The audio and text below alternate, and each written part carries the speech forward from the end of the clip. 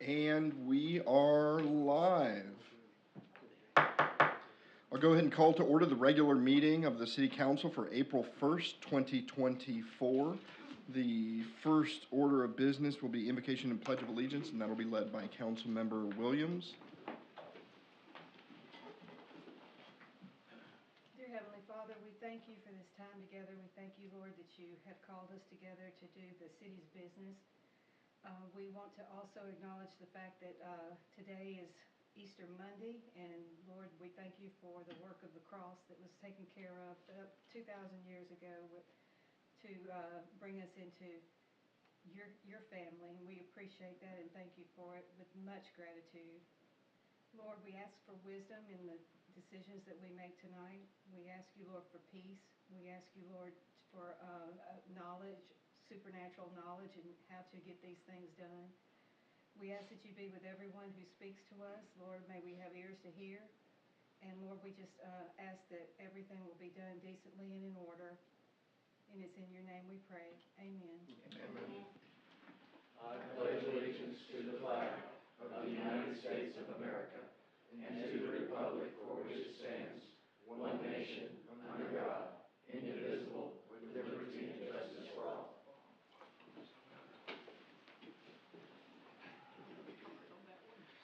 All right, we will move on to special guests and announcements. The first item is Mr. Casey Covington, the Executive Director of MetroPlan, will be giving us a little bit of a presentation. Casey, come on down.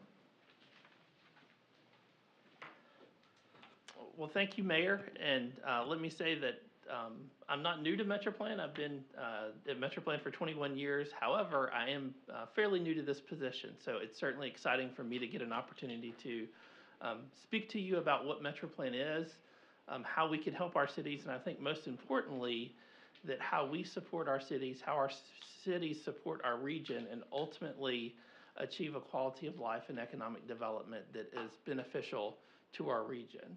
So thank you for this opportunity. I'll touch on that a little bit today and a couple of other topics. So I'm going to begin by what is MetroPlan? Who is MetroPlan? You may know that or you may not, but it's important that we start with that foundation. Then I'm going to speak about our Metropolitan Transportation Plan, one of our key transportation documents. And then I'm going to end with what I call Maumelle Essentials. So we're going to go from a regional standpoint of the Metropolitan Transportation Plan, and then we're going to bring that to very specifics of how that impacts Maumelle and how Maumelle fits into that picture. So who is MetroPlan? We are the Metropolitan Planning Organization for Central Arkansas. Now, you're probably saying, Casey, what is a Metropolitan Planning Organization? I said that to myself many years ago. But a Metropolitan Planning Organization is responsible for coordinating transportation planning activities throughout Central Arkansas. If you think about our transportation system, we have cities that own streets like you do. You have a state highway that runs through your city. You've got freight that's moving in and out of your city. You've got pedestrians that are using your facilities. You have bicycles that are using your facilities. You have or have had transit facilities that are using those facilities in with Maumelle. And our responsibility as the designated MPO for Central Arkansas is to take all of that and coordinate that into a transportation plan that contributes to ultimately Central Arkansas and its success. And every metropolitan area, like Central Arkansas, has a similar organization. So we're actually about 50 years old. And one reason that we exist is to ensure that there is public input and public process into our federal transportation system. And so that is a very important part of MPO's responsibility, is to be able to listen to the public, and you, as elected official for our public, are a big part of that process. And we do that through a couple of documents. One is our Metropolitan Transportation Plan. I'm going to put that into kind of a city speak. If you think about your comprehensive plan, that's very similar to our Metropolitan Transportation Plan. It's looking out 20 years. It is intended to be more of a policy document about how we want to grow and how we want to accomplish our transportation goals. And then we have a transportation improvement program. We call it a TIP. And that is your construction program. So if you have a 4-year construction program to say, we're going to do these projects, we have this amount of money, we're going to match that money up, that is our transportation improvement program. And interestingly enough, any project that uses federal transportation funds in Central Arkansas has to be a part of those documents. So regardless of whether funding is from MetroPlan, whether funding is from the Department of Transportation, whether it's transit funding, whether it's funding that you've received as an earmark, it actually has to be a part of those documents before it will be approved by our federal agencies. So MetroPlan itself, we started off, we were just Pulaski County probably 40 years ago. Now we encompass 5 counties, 4 primary counties, that being Pulaski County, Saline County, Faulkner County, and Lonoke County, and then we have Grant County as well that's a member of MetroPlan. We have 27 cities that are on our board of directors, and then we have special transportation agencies, so our Department of Transportation, Rock Region Metro, the airport, and then the Port of Little Rock are special transportation members.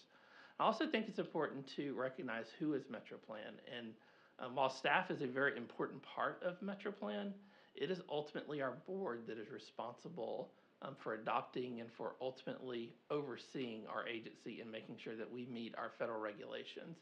So our board is made up of mayors and county judges are our primary people. So thank you to all of you and Mayor Norris and previous mayors from Maumelle that have been very active in MetroPlan.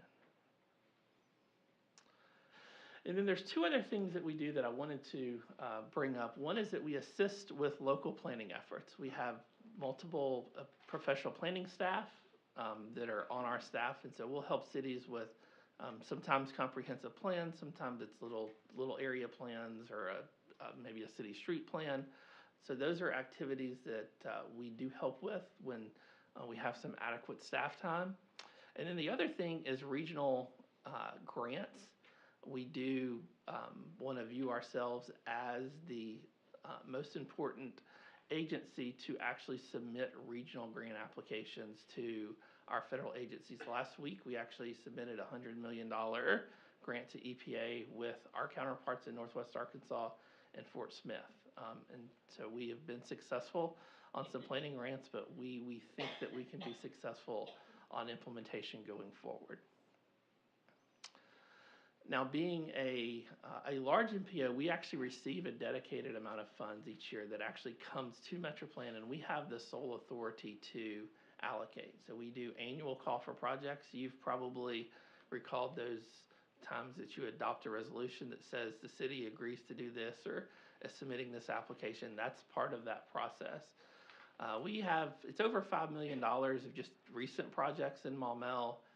The interchange project, we did contribute $1 million to. We've done some signal work on Maumelle Boulevard, some sidewalks. We're certainly excited to see the White Oak Crossing roundabout get underway here soon. Club Manor is one that we have coming up, hopefully later this year, early next year, and then regional greenways. So that's just kind of the basis of MetroPlan. I mentioned the Metropolitan Transportation Plan because that is really our most important document that looks to the future. And so we're going to take the next couple of slides and look at it.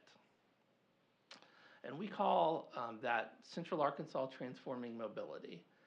And I can say that whether we want to transform mobility or not, mobility is changing. Whether it's micro mobility that you see with scooters, whether it's cars. If you bought a new car, you can guarantee that there's more technology that is ultimately in that, whether it's assisted driving, whether it's safety features. Those are all types of things that are ultimately impacting mobility. And it's my opinion that successful areas in the future will determine how they can take advantage of that mobility and technology and how that's changing regions. And so that is another goal of MetroPlan, one that we hope to really get started on this year. This is population growth, and we're seeing a slowing of population growth. That's nationally, but that's also state, it's also as a region. So between 2000 and 2010, our region grew by almost 15%. That was down to nearly 7% for the next decade. For the state, it was at 9% for the previous decade and down to about 3% for that previous decade. So as we think about planning, since planning is very related to people and where people live, that's a very important consideration. When you look on the right, you'll see, it's my right, you'll see some slides that show population growth as a region. We think that through 2030, we're going to continue to grow, mainly due to that 65 plus age group. And then after that, we think things probably are pretty flat unless we are able to attract new people to our region. And I'll show the next slide is the reason for this. The top line here is actually births, and the bottom line is deaths for the state of Arkansas. So going back to 2010, I think this best pictures what's happening from what we call natural population change. But in 2010, there were 9,500 more people that were born in the state of Arkansas than passed away. There were 30,000 people that were passed away. There were close to 40,000 people that were born. That's just natural increases. That's been occurring really since human race started. That's changing. If you look at 2019, that number was down to about 3,500. So 3,500 probably would have been down to about 2,000 in 2020, if not for the impacts of COVID. And you can see certainly there's been some changes the last few years due to some other issues that have occurred. But what is clear is that those numbers were coming together already, and that we expect those numbers to likely be very similar going into the future. And so as a planner, the best thing that I can tell you is that that built-in assumption that population is just going to continue to grow is not necessarily the case unless we are being proactive in terms of really attracting new people to our cities. Maumell's been very successful at that. But as a region, we have to consider that, and then ultimately that impacts our communities. The other thing about Central Arkansas is we're very much a commuting region. We have about 72% of our jobs are in Pulaski County. Only about 55% of our workers actually live in Pulaski County. So that means that 50% of the people that live in Sling County and work actually commute to Pulaski County every day. We're going to look at some numbers for Maumelle on that shortly. It's over 50% for Lonoke as well. And then we are pretty spread out. If you look at the slide on the right, it has some red dots. That's just population. You can see Maumelle up there. And you can see that we are continuing to grow, but we're pretty spread out. Those inside that 5 mile number is actually decreasing population, in the 10 miles pretty steady. So almost all our growth is actually on the exterior areas outside the 10 miles. And then public goals, we do have to have a lot of public input into our process. And so they have established some goals that they want to see as region, from active neighborhoods to reliable, safe, and efficient transportation. I think that's really important for Maumelle. When you look at congestion, when you look at safety, you look at infrastructure condition, that is a really important part of our growing communities. And then we also have supporting core policies that support those overall goals. So those are from the public. These are some staff support. One of those is we're not seeing a lot of new roadways being built. Just quite frankly, the money's not there. It's requiring big partnerships. And so we have to find a better way to use the existing transportation system and then invest intelligently in new facilities. And then similarly, we also have a core policy that relates directly to housing and transportation, because they're really, really closely linked. And looking at quality of life, looking at accommodating a variety of our residents, we are encouraging more mixed use and more flexible housing that ultimately will help us achieve, I think, population growth and also quality of life and accommodate those issues. So that's another goal. And then for me, I think technology is critically important. I mentioned that before, but I will stress that as much as I can, as technology is what is ultimately going to determine how we address transportation for the next 10 to 20 years. And then lastly, we do this really fancy thing where we take money and put it with projects. And so that's in the plan. If you go to our website, you can look at it. I'm not going to spend much time on that, but you will see a number of projects there that really describe what we want to do from a project standpoint for the next 20 years. And then lastly, Maumelle Essentials. So this is very specific to you, and I think you'll find some things pretty enlightening when we look at this. So the first slide is Maumelle developable areas, and so this is the city limits of Maumelle, and it has floodplain, it has existing development, and it has these little green areas. And so that is actually undeveloped, potentially developable area in Maumelle. And it's about 2,000 acres, so it's a pretty good amount, but it's still only about 20% of your overall city. So it really speaks to the fact that in some ways, Maumelle is beginning to build out and you're having less available area to develop. So you're going to have to think about how that occurs. And it's even more important when you look at the individual areas, because you look at what's developable. Well, your industrial area has a decent amount of land that's possibly developed. You've got that area up near Morgan, which is kind of unique about what you could do there. And then you've got this area down near White Oak. Some of it's probably difficult to get to. But when you get into, kind of the older part of Maumelle, there's really not a lot of area there. There's a few little green splotches. There's certainly the area up at the mountaintop, but it's not a lot of area. And so when you look at the right and you see this Maumelle population change and you see the growth, a lot of that has been based upon the availability of land that is not necessarily the case as we move forward and as more development. And so, yes, you're going to continue to get growth, but maybe not as much as you have traditionally got unless you go out into new areas.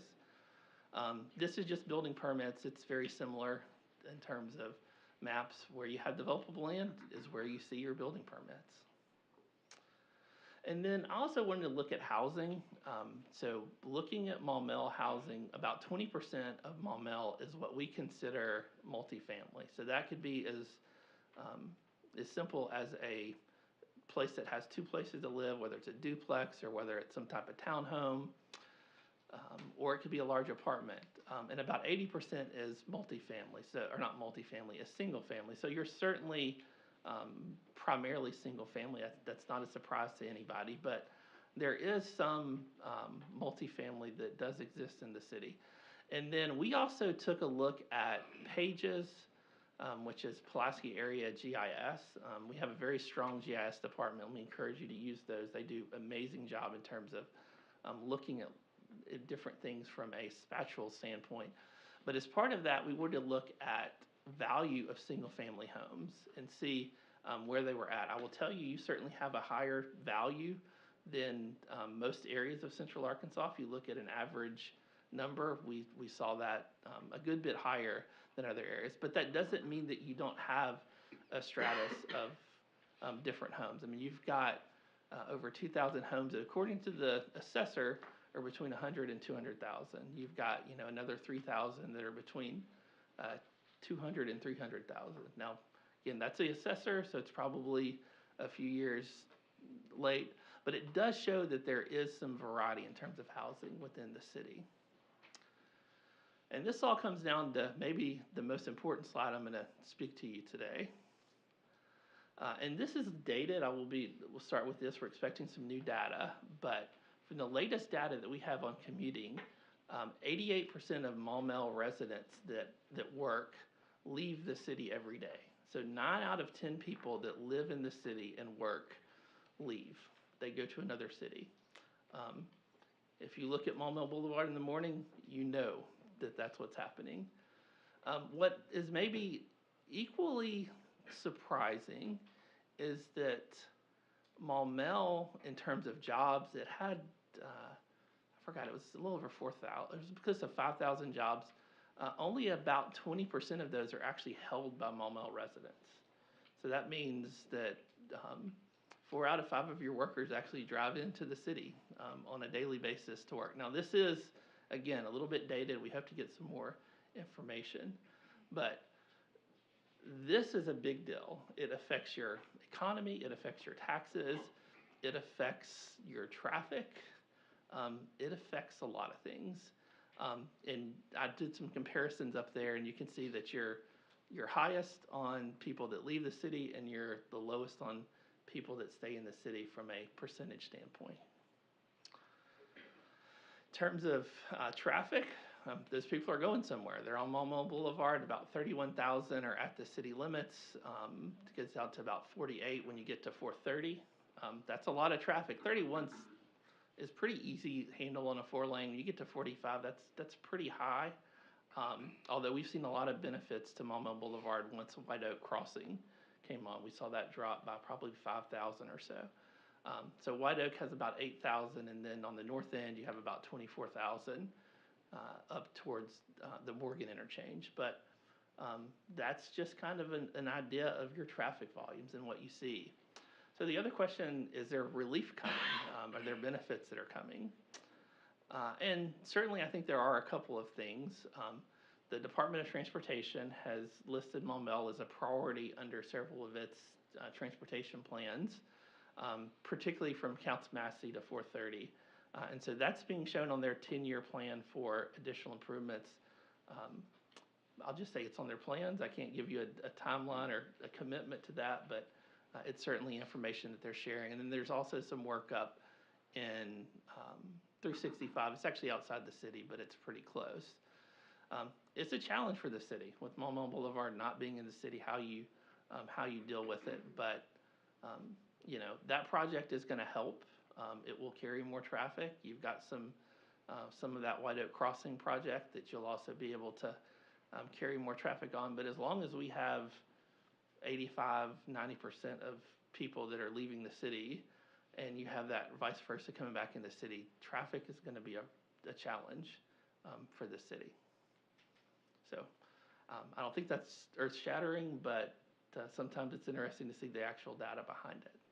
So, Mayor, I'm happy to take questions on any of that, or any questions you've got. Thank you. Any questions? Councilmember Mosley? Yeah, Mr. Covington, thanks for coming. Thank you. Appreciate it. Thank you for having me.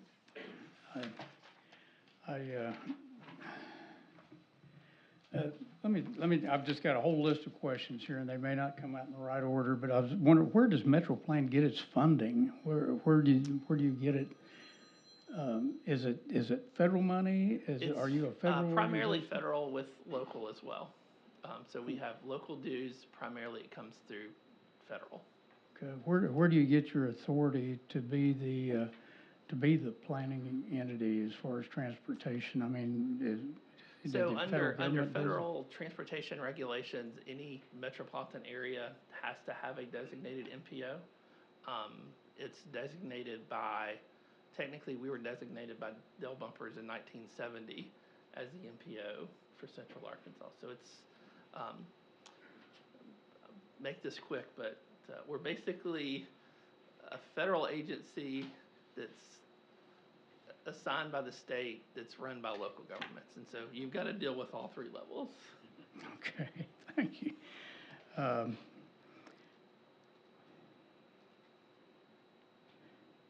Well, I've heard that the Biden administration is pushing kind of a different thing nationwide as far as cities and things like that. And you'd mentioned that you all are advocating for mixed use and affordable housing and things like that. Is that something that the federal government is coming down from the Biden administration? Is this kind of a nation? Is your organization being pressured to advocate for these type of things and that sort of stuff? No, that's been a priority of MetroPlan for many years. Just accommodating different types of citizens within Central Arkansas. But no, we're not any direct response to the current administration. Okay. Well, when we talked on the phone, I guess it's been a month or two ago now, I was calling to ask what kind of studies MetroPlan can do for like Maumelle.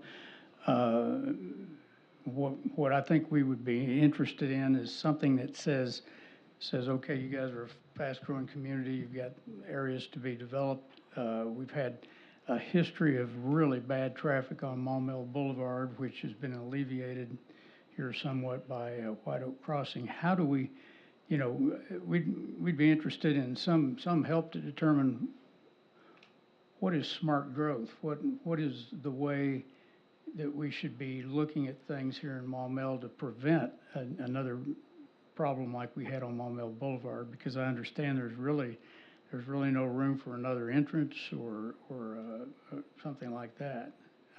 Yeah, so if the city wanted us to help with planning, it really should come from you. You should probably talk to the mayor, and then the mayor puts a formal request to us to say, we would like for you to help with this. Now, I would say the first thing I would do if I was the city would be they call it a planning studies report, and that's simply gathering the data. So it's really putting all the data that I started off with today in a lot more detail to look at that, and then from that, then the city could decide how it would want to proceed from a planning standpoint, whether it be MetroPlan, a separate consultant, but I would go to the mayor.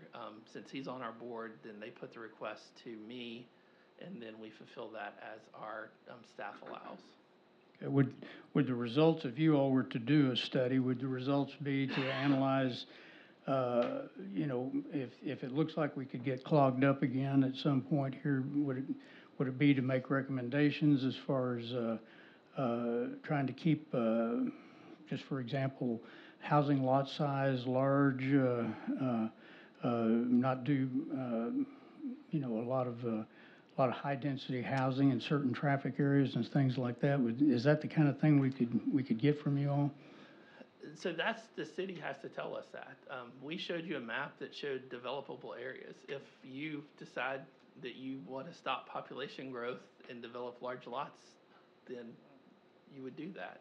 If you wanted to continue to grow, then based upon that, I would tell you, you probably need to start looking at different types of options in terms of housing, because otherwise you're going to run out of property or you have to expand. And so that's a consideration. And we've got a lot of new neighborhoods. We probably are going to be building in the neighborhoods we've got right now for years and years. And tonight we've got a thing on the agenda to expand to the northwest into an unincorporated area. And it's, that's a concern I have. Should we be doing things like that? Is that putting too much traffic on the boulevard, or should it be the entrances should be off to 365? Just things like that. That's and I'd be interested in your perspective as to where we are right now, just off the cuff. Should we be watching out for the Maumelle Boulevard traffic problem, or do you think it's just no problem whatsoever going down the road? I wouldn't say it's no problem. I think there's some things coming along. Let me just add one thing on this, and I think it's an important consideration, is, the question comes, should I not allow development to occur, or should I very limit development to occur? It is appropriate for a city to look at development and traffic as part of your process. Typically, that's done at an intersection level. So somebody's developing a large shopping center that's coming out, you look at that particular area. To say that traffic on Maumelle Boulevard is too high and trying to make a nexus to an individual development could be a challenge from a legal standpoint. That's my personal opinion, but what I will say is what I've seen other cities do from a growth standpoint, and not really a lot in Central Arkansas, but other areas that have issues with water, with sewer, with police, they may say, we want to grow by X number of people a year. That is a possibility that a city could consider. But to say that we don't want growth or even we want a certain type of growth, brings up a lot of legal questions that you would have to consider. What about, should the city's planning department be considering things like this? How to get people in and out of town and down the road and that sort of thing? Or is it strictly the city council, or how's that go? I think that does come from your city staff, yes. Should come from the city staff? That would be a typical responsibility of staff to look at, yes. Okay, thank you.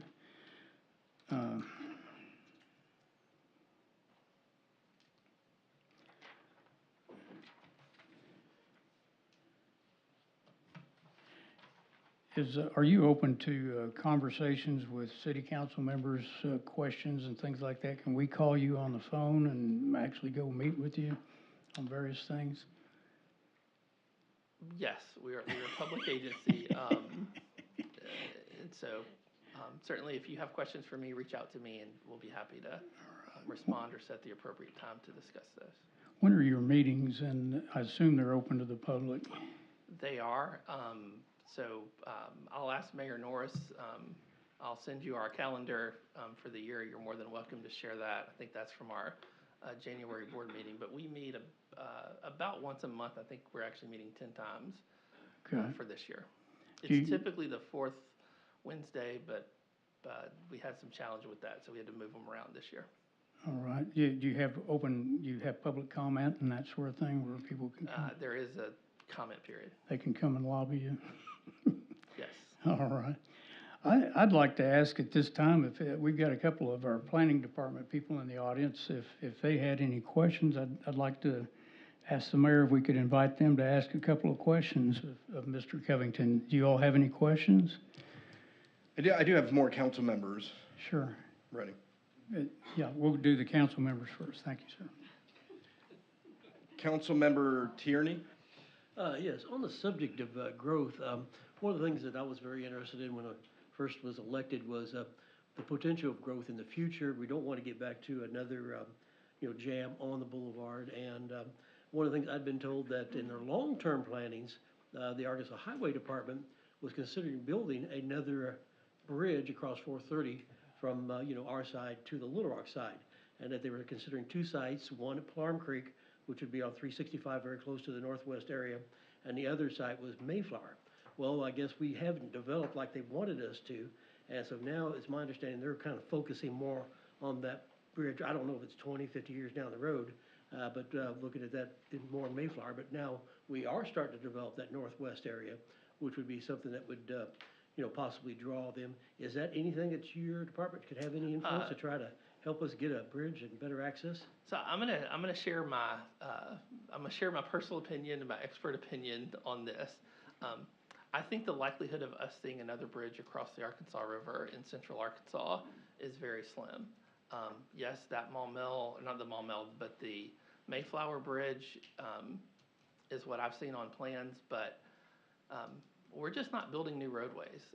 When you look at the money that's coming in, it's not enough to build those types of projects. If you were to build a bridge at Mayflower over to Roland in that area, you're talking about probably a 3 or 4 mile bridge. You've got a huge floodplain. You've got to go across the river there, and you're talking $500 million. And quite frankly, I will tell you that the state doesn't have that amount of money. Quite frankly, they can't finish 30 Crossing right now. Y'all know North Belt Freeway has been a long time discussion.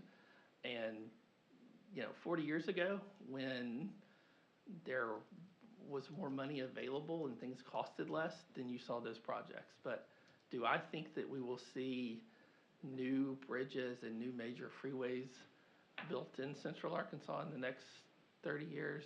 I do not. One thing that you said that kind of surprised me is about, how they don't have a lot of money to build these things, where we did just pass a permanent sales tax to help fund the states and roads. And one thing, Mr. Mosley was in attendance, the same meeting I was at, where we were told, hey, Maumelle Boulevard is going to be widened all the way. Then later we hear, oh, no, that's a later plan. It was supposed to happen right away, then okay, well, we'll talk about it later. Now, it's being talked about, we're gonna widen it from Counts Massey over to 430, not anywhere in Maumelle. I kind of feel like Maumelle has been kind of left out of all RDOT's planning, and I'm kind of curious, what's happened to all that money? What kind of watchdogs do we have keeping track of where all that tax money is going to? So I don't want to answer for RDOT in terms of their specifics. I will say I do expect Maumelle Boulevard. I have no reason to believe that Maumelle Boulevard will not be widened in, I think, the next decade. And I also don't know what that project specifically looks like. There's questions to me about what you do at 430, because you got to deal with that interchange. That's critically important. It's not out of the question that they'll be able to bring more money to the table and maybe extend that widening or do something in the Maumelle. But there is an emphasis on maintaining roadways. And so a bunch of the money that we have dedicated, I think it's about 70%, is dedicated to maintenance of existing roadways. And then the other part of it is typically going to existing roadways where we can potentially widen roadways or improve roadways. But there's a backlog of projects in central Arkansas that we just simply don't have the money right now to get to. I know all of y'all went through the ice storm we had earlier this year, and the maintenance, that is becoming more and more critical. And honestly, if you look at the age of our infrastructure, it's going to cost more and more money and take more of our money to maintain simply what we have than what we can build, which brings it back to we really have to figure out how we better use our existing transportation system. That's the future in terms of us addressing transportation and smart development, or not smart development, but smart projects. And to your point, Maumelle Boulevard is a very smart and intelligent financial commitment, and that's why I think you'll see that project done in terms of widening, and maybe it gets expanded a little bit. But a new bridge across the river, I don't think I'll see it. All right, thank you. Councilmember Gardner? Thank you, sir. Mr. Covington, thanks for coming tonight. Appreciate your knowledge and Thank y'all. expertise. Yeah, I'm going to shift gears a little bit. I was curious with a couple of your slides on percentages of how we are made up as a community in terms of development types. You mentioned that we're typically about 80% residential, single-family residential, 19 to 20% multifamily. That can be, like you said, condo, townhome. What do you see in other communities as far as a mixture of percentage? I think other communities also have the same struggle we do. They want to expand, they want to grow, but they want to do it smartly. And that kind of ties back to the other slide that showed our developable land area. We are a bit landlocked unless we go out and annex other areas.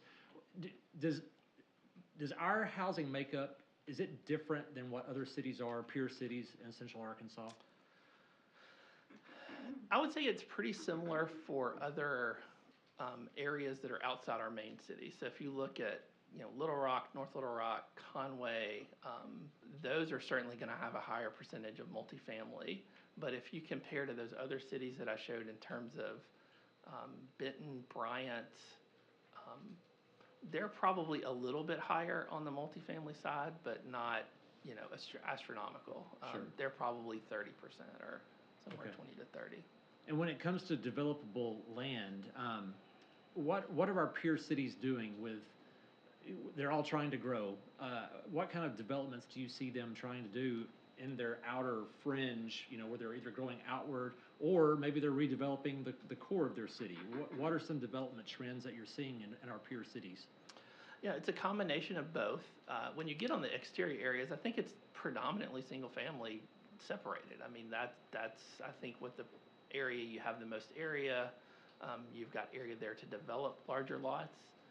But when you get into the core of cities, so if you look at like an area of Benton or Bryant, a lot of those are looking at their core area and saying, we need to develop a little bit differently. We want to create some lifestyle opportunity. We want to be able to maybe accommodate somebody that moved to the city and has had a change of expectations, and they don't want them to have to leave the city. And so that's something I think is important to look at, because you've got people that are in high school that are going to graduate and are going to need a job. They're going to need a place to live.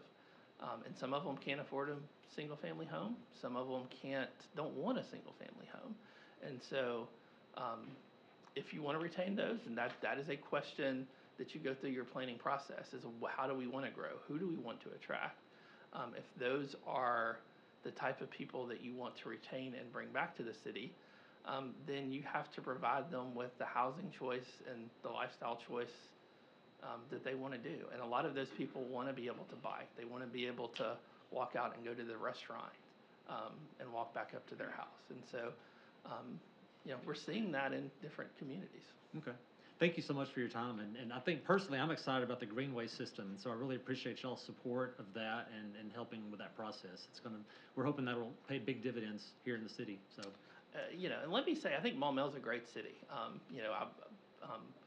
will be frank, I did not live here, but I looked at homes here. I have a lot of friends here. It is a great place to live. It's got a great housing stock. It's got a great quality of life. Its trail system is great. You've got a lot to build upon. But the planning process always has to look at it and say, where are deficiencies? Your developable land is a deficiency. Your commuting is a deficiency. I mean, there's no question Maumelle Boulevard is an impact to that, and so you have to consider that. Okay. Thank you. Thank you, sir. Councilmember Mazzoni? Yeah, also Mayor, Chad, thanks for coming out. I don't know if more on the growth is yours, is my question outside the transportation, so I know it's your wheelhouse, but you mentioned mixed use, and we have an ordinance today up for mixed use. Are you seeing and are you tracking, this may not be your purview, what throughout the Metro Plan area, is the proportion of mixed use growing? And if so, are you getting any feedback, positive or negative, about the impacts to the communities? Yeah, I think we're seeing it in different locations, and I think generally it's positive, but I can point to 3 successes and point to 1 failure, so that always happens. But when I say transforming mobility, and the 20 years ago when I moved here, mobility's changing, our residents are changing, our lifestyles are changing, our quality of life is changing. And I think that when you look at our cities, I'll give you Sherwood as maybe one really good example of really looking at that and trying to figure out how they maybe marry some of that traditional part of the city, but also providing some entertainment options and some housing stock that may accommodate individuals that aren't currently accommodated in their area. I mean, Hendricks Village is certainly one that comes up when you think of Conway, but Conway's different. I mean, Maumelle, and you have to find out what works for Maumelle. I mean, you're the elected officials, you represent them. It's your job to determine ultimately what you see as the future of Maumelle. The planning process, we can give you, the question earlier, we can give you the statistics. We can tell you all of the things you want to know, but it's still up to you to decide how you want ultimately the city to grow, and ultimately what you want to be able to provide to its citizens and quality of life. So I would definitely leave you with that. Councilmember Mosley? Yeah, when we had talked there a couple of months ago, one thing you mentioned, we were talking about high-density housing and whether it would add to our Maumelle Boulevard traffic. And at the time you said that's something you got to consider as far as jobs. Are these people that are in multifamily or mixed use and multifamily and all that, are they going to be able to work in Maumelle, or are they going to add to the traffic in the morning? And right now, I don't see the kind of jobs coming to Maumelle that would keep it from, those folks are going to get up in the morning and head down the boulevard too. Any thoughts on that?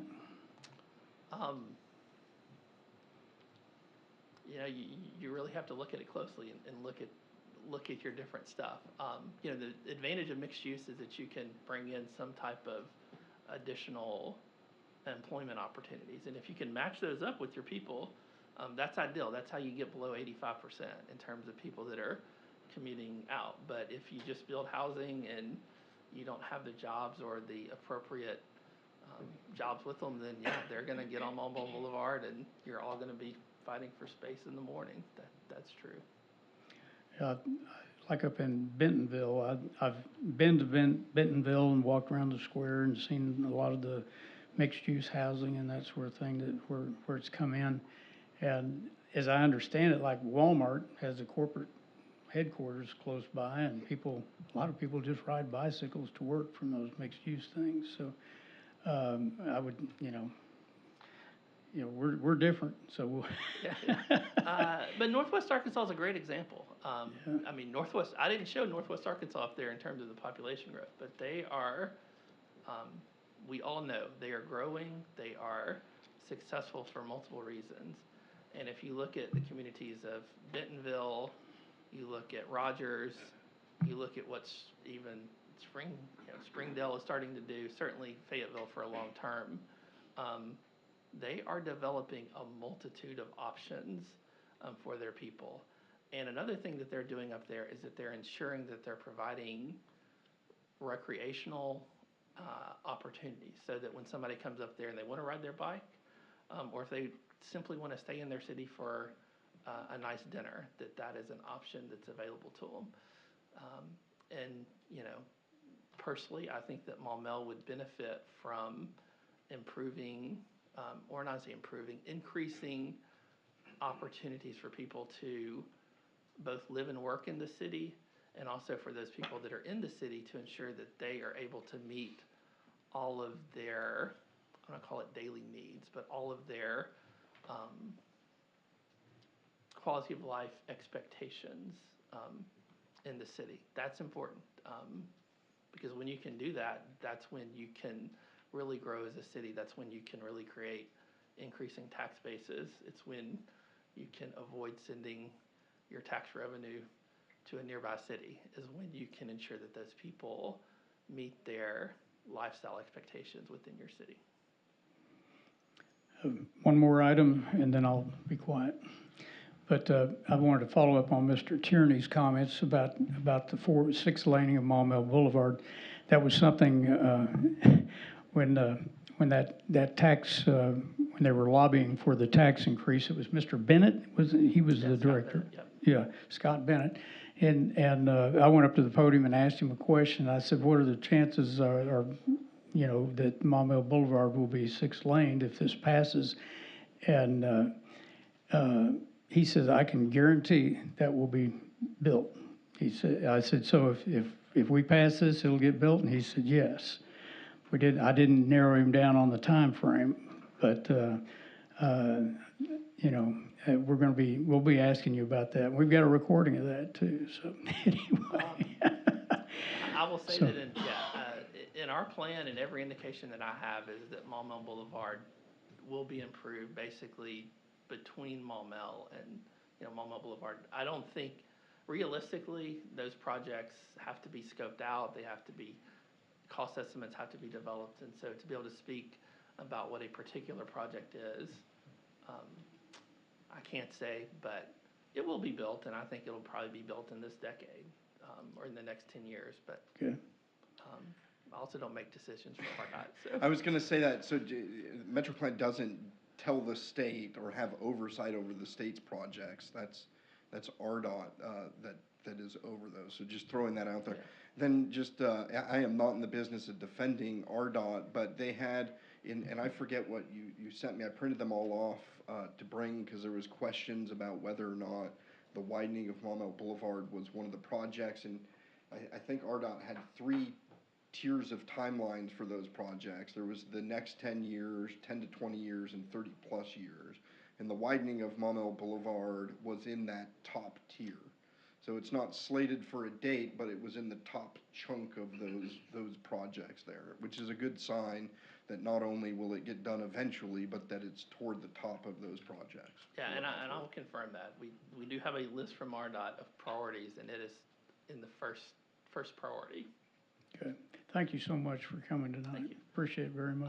The last thing I'll say, if you add 1,500 single-family homes, you add 1,500 multifamily homes, and you don't address your employment issue, all 1,500 of those people are gonna be on Maumelle Boulevard. And so if there's anything I could leave you with, do something to make sure those people stay in Maumelle, whether it's jobs, whether it's recreational opportunities, whether it's shopping opportunities. That is gonna be the best benefit to Maumelle, whether it's taxes, whether it's traffic, whether it's simply quality of life. Regardless of what the homes go in, the 1,500 homes, you wanna make sure they're doing as much as they can in Maumelle. That's how you're gonna win and be successful in the future. If I could follow up on that, I found it interesting in your slide that not only do we have an extremely high percentage of Maumelle residents leaving the city to work relative to our neighbors, we have a very low percentage of the jobs that are currently in Maumelle being filled by people that live in Maumelle.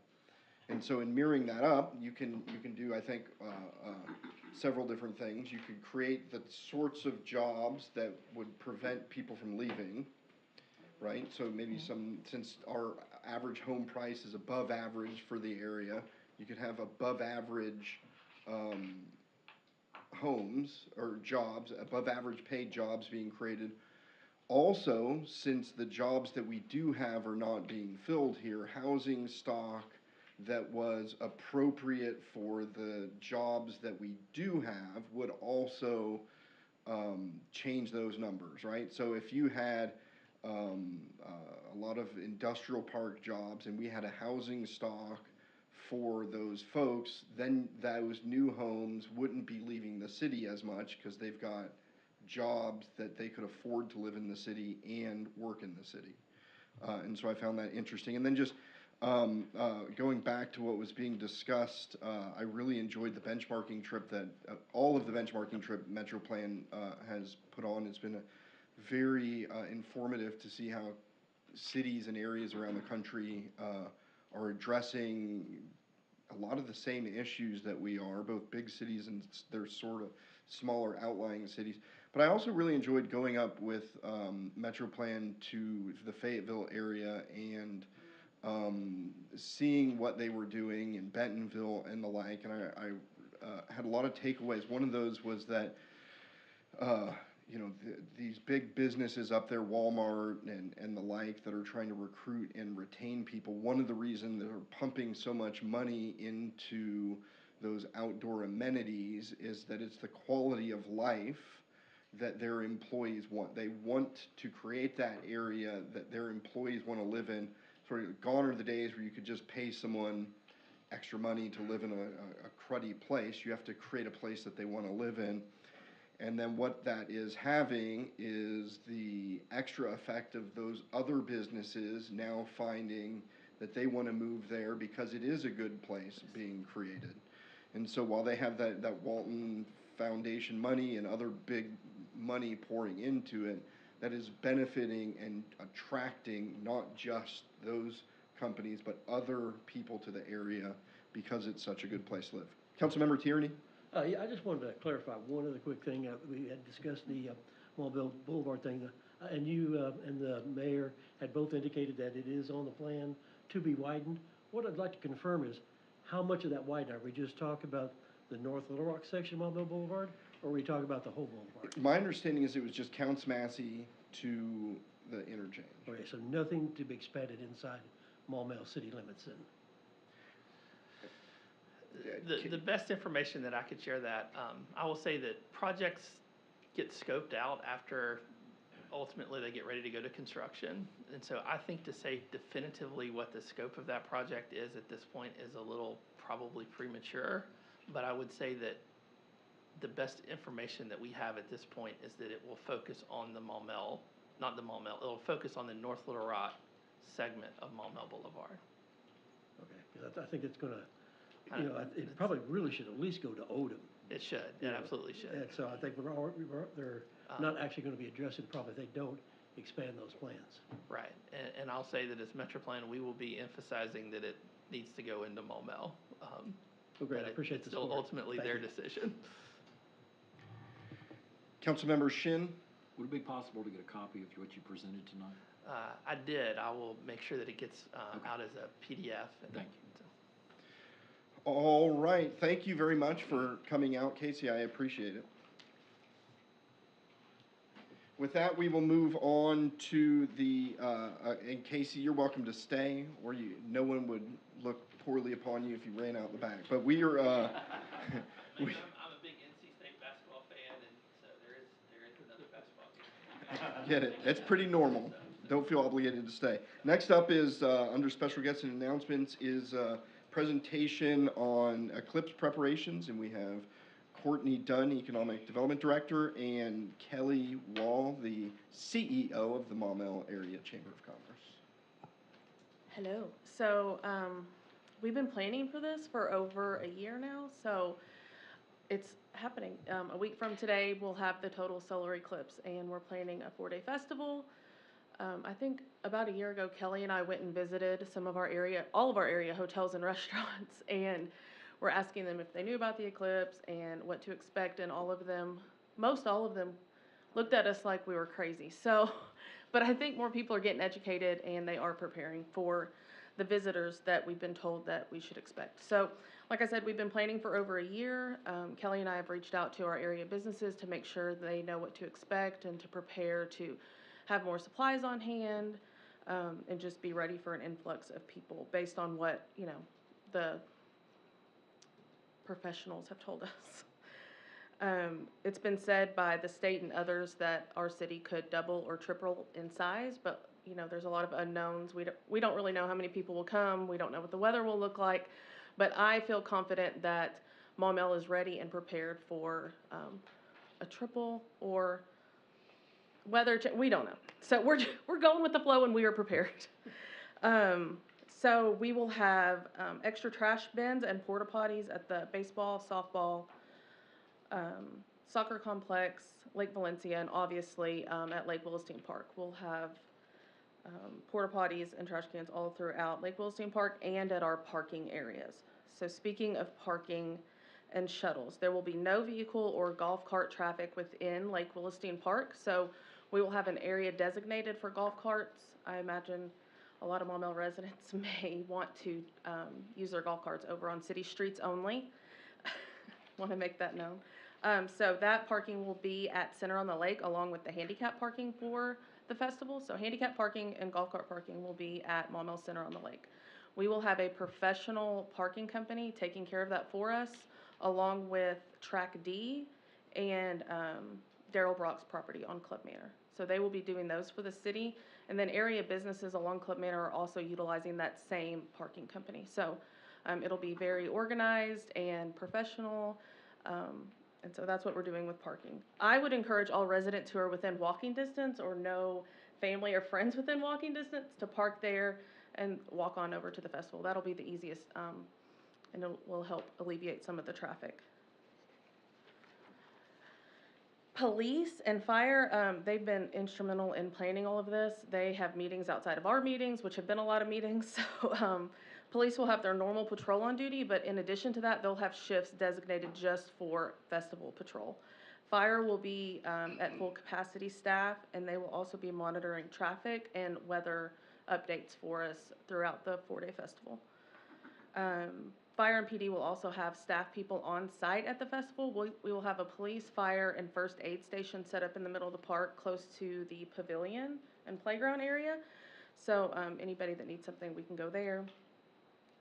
Park staff will have staff at all parks facilities throughout the 4 days, just maintaining the grounds, keeping up with the trash, and helping in whenever Kelly and I say, help, we need something. So Public Works will be working like kind of like we're expecting a snow day, so they'll have their snow crew on standby in case we need to bring them in, if we need extra manpower or staffing. Monday will be treated as a snow day holiday in regards to residents' trash schedule. So I've left that at your desk if you can help share that post on Facebook with your residents.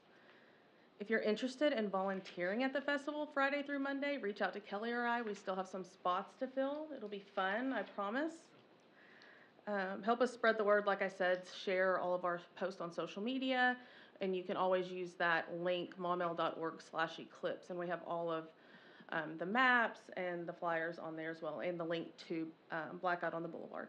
Kelly's gonna talk to you about all things Blackout on the Boulevard, but if you have any questions about any of the handouts I left you, I can answer those too. So we will kick off this Friday night with our festival. It'll start at 6 o'clock this Friday and go till about 9:30ish. Each day after that, we have different activities. Saturday morning, we're starting off with a fishing derby. Then we'll go into different performances throughout the night. We have hot air balloon rides Saturday and Sunday. So if you want a hot air balloon ride, call the office and reserve your spot. We also will have, and then on Sunday, we'll start early with the church service at the thing, and it's the day of giving. So our Maumelle philanthropists will be there. They're going to be collecting perishable goods, non-perishable goods at the front of the park. So, which they can do that position for Sunday. And so we'll have live music again on Sunday. On Monday, we're going to have Dine in the Dark, which is going to be, we have 40 vendors signed up to be at the park, and 12 to, I think, 13 now, food trucks that are going to be there. So we have quite a few options. So come out and dine in the dark with us. On Monday, we have a DJ he's going to MC the whole festival, but he's also going to do stuff like a countdown, solar eclipse trivia, things like that at the park to keep the people entertained while we watch the sun go. And if you haven't gotten your official Maumelle Black on the Boulevard swag merchandise, make sure you get it. This is how we are paying for this festival. We have sponsors and we have vendors that have paid for the things, but we're also selling the eclipse glasses, t-shirts, sweatshirts, all of that to help manage the cost of everything. We do have a carnival. Did I miss anything? We have a beer garden. We have a NCAA basketball games we'll be going. So anybody who wants to watch those, Kids Zone there. Carnival will be right as you come into the park. The hot air balloon will be right past that. As you cross the bridge, you have the Kids Zone. Then that will be the first aid station. I can't call it 911.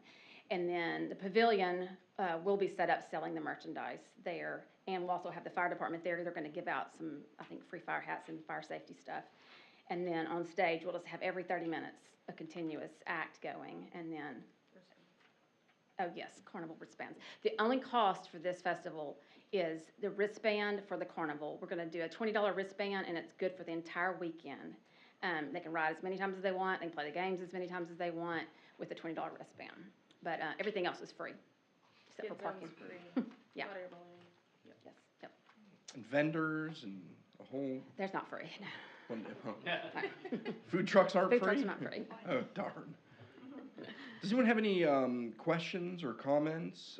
This should really be one of the bigger events that we've seen. Let's hope the weather holds out. It's looking partly cloudy right now. Gonna be beautiful. It's gonna be beautiful, it is. Hopefully the forecast doesn't turn people away or get them to start looking at other parts of the country, which will start happening if something doesn't change here soon. But no questions, comments, concerns. I've got police and fire in the second row ready to answer any questions. All right. Thank y'all. This has been a tremendous amount of planning that goes on behind the scenes, unlike anything I've seen with the city before. It has been pretty amazing to watch each department step up, try and figure out how they can get involved, and really have a voice at the table, because we don't necessarily think of the things that those departments find crucial. So such a long planning period has allowed us to, I think, air every possible scenario out that we can think of, but we'll see. Pardon me? I said we might want to try to get a group of city council members to take a hot balloon ride. A group, as long as you guys aren't talking city business. We'll just declare it a public meeting. So with that, we'll move on to the next agenda item, which is the approval of the minutes of the March 25th regular rescheduled meeting. Motion to approve. Second. Motion to approve and second. Any discussion on that? Seeing none, all those in favor signify by saying yes. Yes. All opposed, no. Motion carries. We will move on to public comment cards. Shabir DeRamsey, doctor, come on down. You've got 3 minutes. Please say your name and address for the record, sir. Shabir Ramsey, 5 Brittany Drive, Maumelle. So, I'm an avid biker and I love Maumelle. I've lived here for 19 years. And I love biking. I go 4 or 5 days a week. I'm going down Maumelle Boulevard, make a left on Odom, right on Club Manor Drive, and then head up to Lake Willestein and make 3 rounds and then come back. And I love doing that. About a year and a half ago, I had 2 incidents where car drivers almost killed me on Club Manor Drive, and I got pissed off. And so I emailed Scott Grummer, and I said, you know, do something about it. This is like really dangerous. And nothing happened. So at least that I'm aware of. Apparently there have been changes. 3 weeks ago, I went on Club Manor Drive. I'm trying to get on the biking, walking trail next to the senior center, and this stupid old man drives right up and tries to run me off the road. Thank God I didn't have a bad accident, but I had to go off the road. Saturday, once again, same exact thing. This woman driving 60 miles per hour or more. There's no other car. You could be on the other lane, you know, but she came straight for me. And I had to get off the road, basically, fell down, hurt my left knee, and I was seriously pissed. And I came here today to give you An earful? yeah, exactly. But I'm going to segue to what Mr. Covington said about the 3 tiers of making this city more successful, the 3rd tier being lifestyle and entertainment. And this city has a lot to offer in terms of walking, running, jogging, and what I love, biking, basically. But the important thing missing at that Club Manor Drive Odom intersection is the safety factor. We need to improve the safety. This Saturday, my neighbor at 3 Brittany, Jess Millington, his wife told us that some car ran into him over there. He's an avid biker too. He's the, you know, executive at Molex, basically.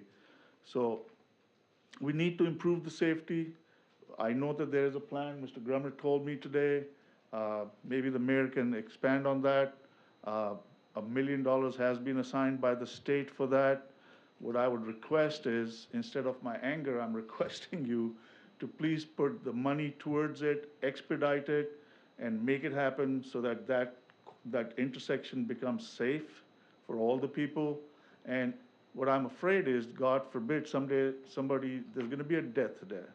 And that's not going to be the end of it, because some smart attorney is going to come and draw millions, tens of millions of dollars away from the city by suing the city, because the city has been informed, city has been educated, city has been warned, and if the city does not expedite this plan, then bad things could happen to the city, and I don't want that to happen.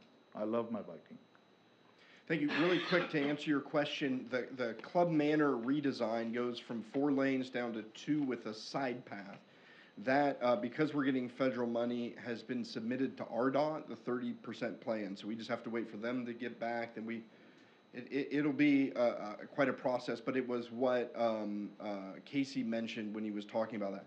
That said, that doesn't specifically deal with that intersection. Right. That intersection, there were plans to build a roundabout. We went out for bid, and it just came in higher than the city wanted to pay at that time. So it's still in the plans. My goal is, now that we've got some partial funding for the road, we've got the sidewalks, the Gateway Park, is to come apply for a grant to deal with that specific intersection itself. In the interim, I know there's some opposition to putting 4-way stop signs, but maybe you could put some slowdown, put some of those white lines where, you know, you show that there are people crossing over here on all 4 sides of it. and put some yield signs on it, just some signs. Yeah, there are those rumble strips that people, that maybe don't rumble as much as they used to, and then we've moved that intersection or that crossing and added those push-button lights that reflect the light so that pedestrians or cyclists can use that also in the interim. I just learned about that today, but I think if you just put some yield signs, please slow down for pedestrians and bikers, and put those white lines in, I mean, that's a really cheap alternative. You mean like a crosswalk? Right. We're trying not to direct pedestrian traffic or bicycle traffic through that intersection. We're trying to move it away from the intersection up to where that side path is that we've installed the rapid flashing beacon. I'm afraid if we put a crosswalk there, it would indicate to people that it was a safe intersection to cross. It is an intersection that we're aware of, and point taken. You're a huge advocate for coming in here and doing what we want to do, so. Please, see what you can do to expedite it. Thank you, sir. Thank you. Councilmember Tierney? I'd like to just reinforce what Dr. Ramsey was saying, that I've had multiple people in the last week also express their concerns about that intersection. That's always been a concern, that intersection. Can you get your mic down? Okay. Everyone, yeah. And so we don't, again, to the city council, we don't have to wait for RDOT money to begin with that roundabout plans. If the council says they want it, I'll be happy to bring that back up. It would need some redesign at this point, because the original designs were taking that roundabout from, it's just a different alignment now that it'll be connecting on one side to Club Manor and the way that road has shifted. But in talks with the engineers at the time, who are no longer with McClellan, the engineers that designed it, it would require some redesign. And then I think we do have funds in the street fund to just pay for it, but I think we would be able to better leverage off a separate grant application through MetroPlan. And I'll talk about that a little bit in Mayor's comments, something related. So, Councilmember Tierney? You said you'd talk about that in mayor's plans, but I just wanted to see if you can give us kind of a timetable for how long until we'd be to the point of doing a grant. No, sir. Next time they do a call for projects, for something that roundabout would work for. But no idea when that might be. Right, with the 6 last months, a year? one, the last time they did a call for projects, for those sorts of projects, we put one in and got one for Club Manor. Mhm. So, How often I'd does something assume like in the that occur? next year or so. So it might be a whole nother year? I don't think it would be a whole year, it'd probably be 6-9 months would be, I mean, I don't put out the call for projects, How so long has I it been couldn't, since the last one they did? the last call for projects? Whenever I announced that we got the Club Manor, grant. Okay. I don't remember when that was. So they'll have some for the next fiscal year. They typically put one out, I think that was the STBG grant? TAP grant? I have to look at what specific grant that was. And the more frequent grants just don't cover that dollar, project. But again, we don't have to wait for the grants if the council says they just want to pay for it. I think, well, I'll talk about grants and stuff during mayor's comments. So we will move on to Planning Commission report. Councilmember Mazzoni. All right, there were 4 items, well, 5, but 2 of them are kind of combined on this last one, 3 of which will come to us in the future. First 2 is actually Hillside Putting Golf Course. They need a conditional use permit for outdoor amusement because it will be at abuts residential. They're combining that, they're gonna wait till amendments or for a change for outdoor amusement establishments to our code will be coming up our way. So we should be seeing that shortly, and that will piggyback onto the putting course. The next item was updating the Maumelle land use plan. That was tabled because they want to get more time for public comment. So that'll be probably next month or 2 before we see something on that. My personal favorite, though it was very minor, was they did an easement vacation on a resident, and just sitting back, you know, you think of the planning commission as they do big plans for us large toward development, but just the work and cooperation between the resident, the planning commission, and Mr. Grummer's office was pretty impressive, the amount of work done to take away what was pretty much an excessive easement on a single residence property was pretty impressive. So they've got that vacated, not really in use, but it was on the books forever. So, I just thought all that work for a single resident was pretty impressive. And then finally, to piggyback onto the earlier presentation, there's gonna be a resolution to bring up the updated comprehensive plan to us coming up shortly, so we could piggyback something on here. But that's it. Thank you, sir. At this time, I'd entertain a motion to have all ordinances and resolutions read by title only. So moved. I've got a motion and a second. Any discussion on that? Seeing none, all those in favor signify by saying yes. Yes. All opposed, no. Motion carries. That brings us to unfinished business. The first item of unfinished business is the third reading of ordinance 1113, enacting supplemental provisions of the city code. Madam City Clerk, if you could please read that by title only. An ordinance of the City Council of the City of Maumelle, County of Pulaski, State of Arkansas. An ordinance to be entitled ordinance number 1113.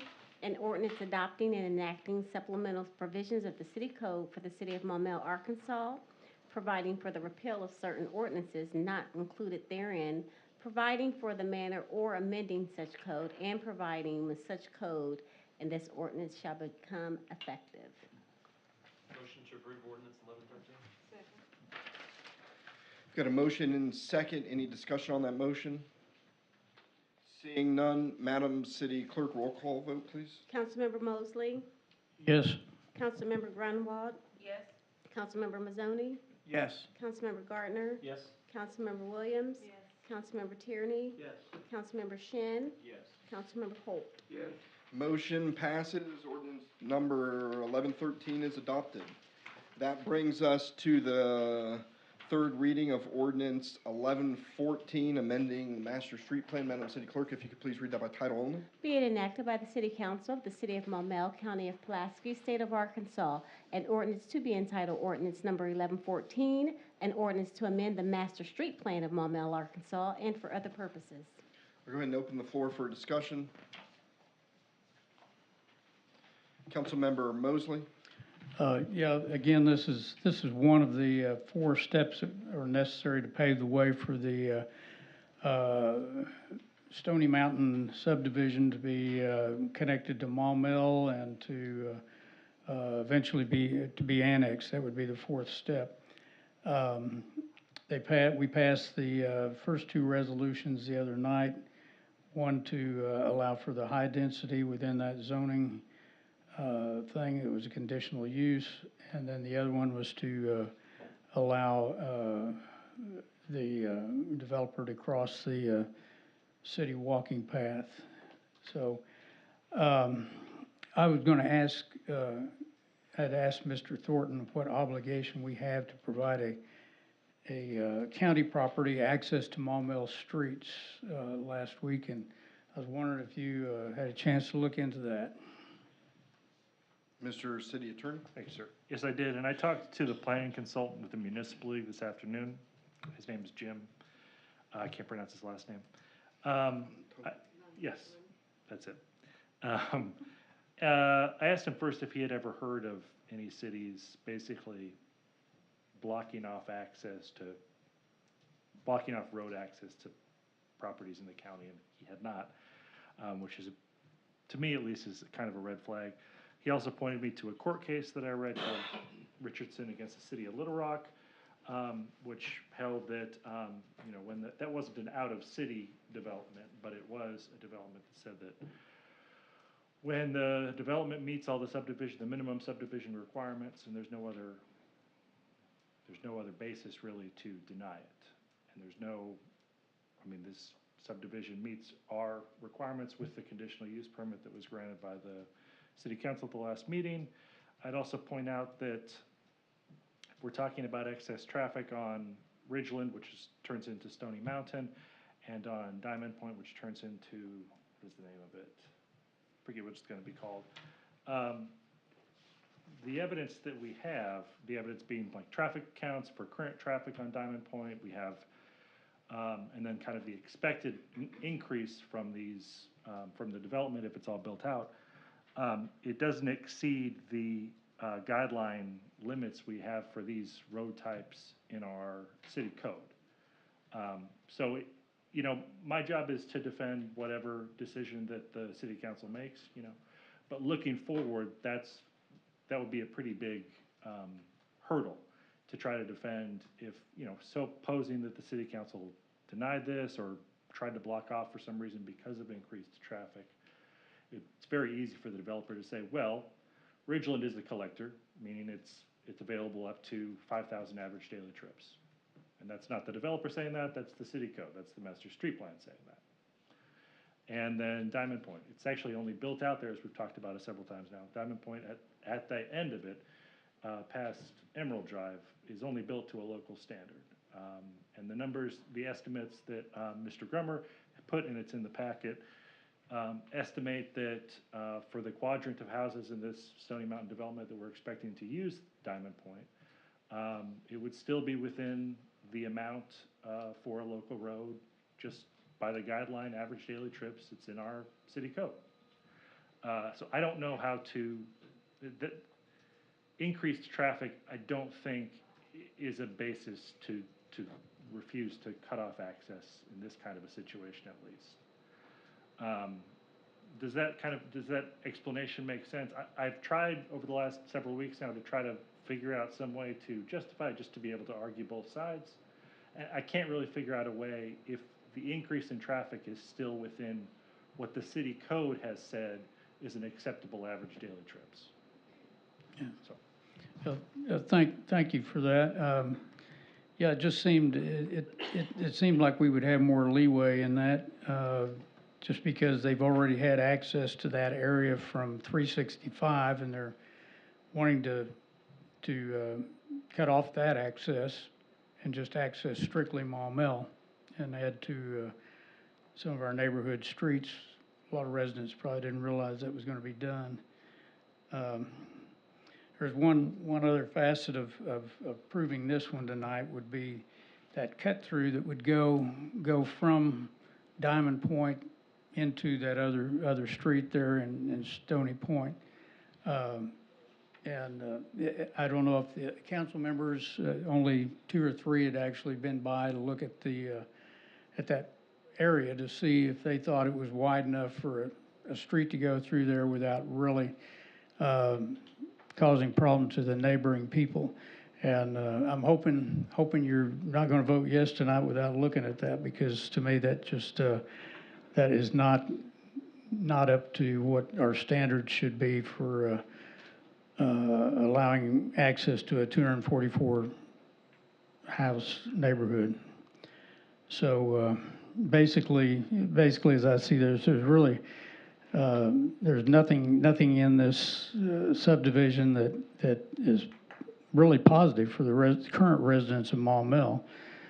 It'll add to the police, fire, trash, and other services. It'll add traffic to Diamond Point, Ridgeland, and Maumelle Boulevard. It'll create a hardship for homeowners at the connection point, and taxpayers are probably going to end up paying for a nice road to connect all that to 365.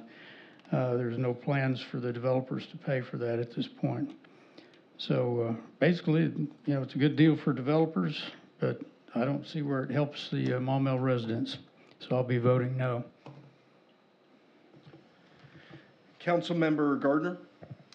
Thank you, sir. I think it's important to point out for the record, Planning Commission was did an excellent job. I'm sorry, the Planning Department last meeting did an excellent job explaining how this is a low density, very low density. It's actually could be built out even higher density within our code, but they're wanting to have more green space than is required. So I thought that was important to point out. And I also think it's interesting how we want to add commercial businesses in our city, yet we don't want to increase our population. I think those have to go together. But secondly, I was going to make a motion to approve ordinance 1114. Got a motion and a second. Councilmember Mazzoni? Yeah, my question just goes back to, my concern is not the amount. Yes, it can, the collector can withstand so many. It's that intersection right on Ridgeland and Odom. It may last, the meeting before last, we talked about, there's not that many accidents on there, but all of these travel is going to hit that intersection probably around the same time in the morning. And that coming on the hill, yeah, it can handle that pace, but I worry that the amount of accidents is going to increase a lot based on there. Have we looked at all of having another at some point, another way to exit that, or are we stuck with that's all those homes will funnel right down Ridgeland and out? I'm sorry, have we looked at? Is there any way, because the other side of that subdivision, to grow a street, is there any plans for any other exits off, or is it the final plan, what we see here, that all that will flow right into that one intersection? Mr. Grummer, I know one of the things that we have been looking at is changing the master street plan as well, and I think that is,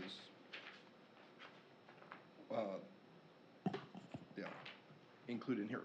Mr. Grummer? Scott Grummer, 550 Edgewood Drive. So yes, ultimately you have more land to develop onto the west, going towards Settlement Road and on out to 365. So we're, the only way for that land to develop and for traffic to push out that way is for that land to develop. So I can't tell you what the future holds, but we're anticipating, just like this subdivision, as growth moves out that area, that you'll find that most of those houses will probably find it easier to hit Settlement 365 and get out that way versus trying to drive through Ridgeland and hit all the stop signs, stop lights to get out. So we're anticipating that long-term, it should mitigate itself. But I think the operative term there is long-term. That is not a short, that's not a short-term. I'm not against, but that increased risk really bothers me.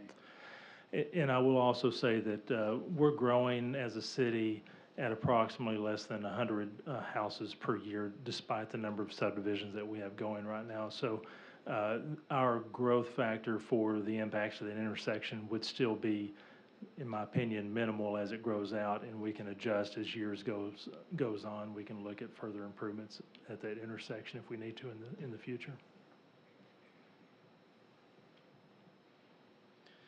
Councilmember Mosley? I'd like to follow up on what Mr. Mazzoni's talking about there. Have you considered what the right traffic situation ought to be at Ridgeland and Odom? I mean, do you have something in mind? We haven't looked at that. At this point, we didn't see it as something that pertained to this particular development at this time. Just a bit of heads up, we have talked about that intersection, I think since I was on the city council. There was a traffic and parking committee where we were looking at putting a stop sign there. And I think it was actually public safety, and it was the reason we did not. There was concerns about putting a stop sign on Odom there for the folks headed westbound on Odom North, that as they crested that hill, what you didn't want to have happened is 2 or 3 cars at that stop sign, because then the cars cresting the hill would hit a car rear end. So, in fact, I think even there was discussion at some point in time, I've heard it mentioned a traffic signal there.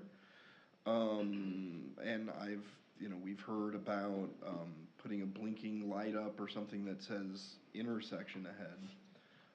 But that's about the extent of what has been talked about. I think I've said half jokingly, short of a time machine that didn't allow that sort of hill on a collector like that, with that blind curve right with an intersection right there, would be the best thing. But I haven't figured out how to build a time machine.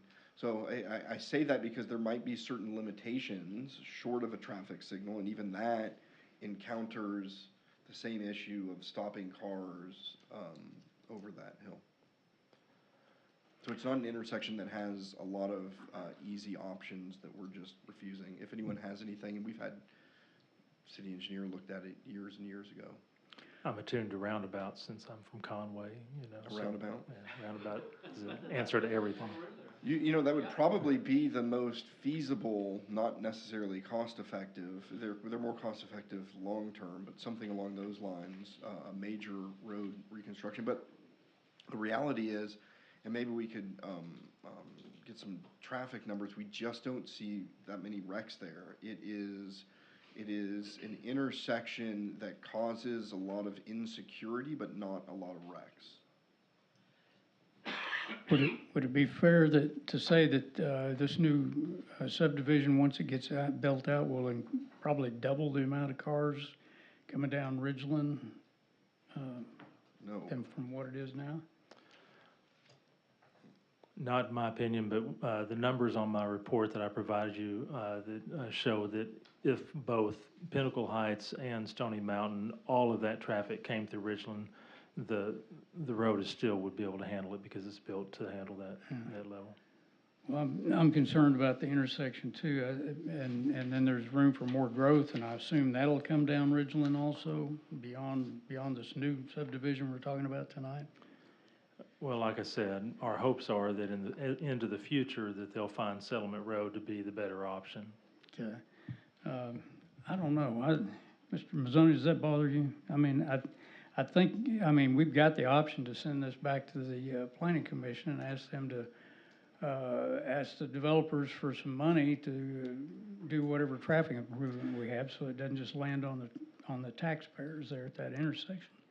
I would like to point out one thing that I haven't heard discussed or mentioned as well, is that we still provide mutual aid agreements to the county, and this land still has rights to develop out as residential. So, you know, our firefighters and police still have to access that area to provide mutual aid.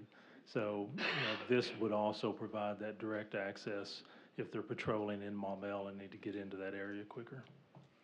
What do you think, Mr. Mazzoni? If I made that motion, would you second it? To send this back to Planning Commission and have them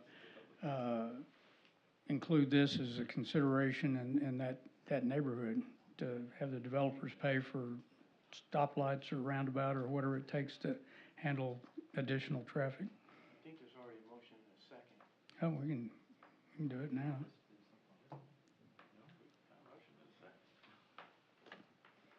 There's no reason we couldn't do this now, I don't think.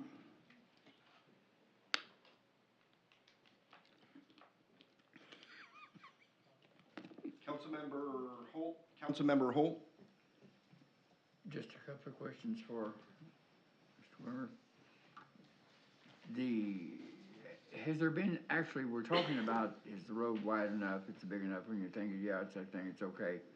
No study obviously has been made to actually confirm that is okay in itself.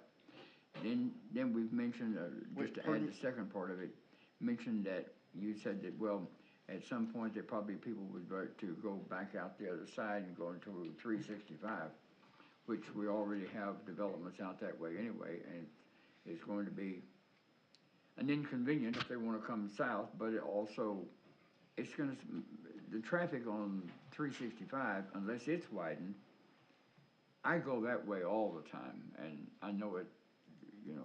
So anyway, for much more traffic on that road, with that many people using it, the congestion either direction, would you not think so? So let me go back, I'll hush. The first question about the study on whether or not it's been done on the road being wide enough. So the study was done at a staff level. We did not contract out to a third party to do a traffic study. Of course, this is a request for amendment to the master street plan.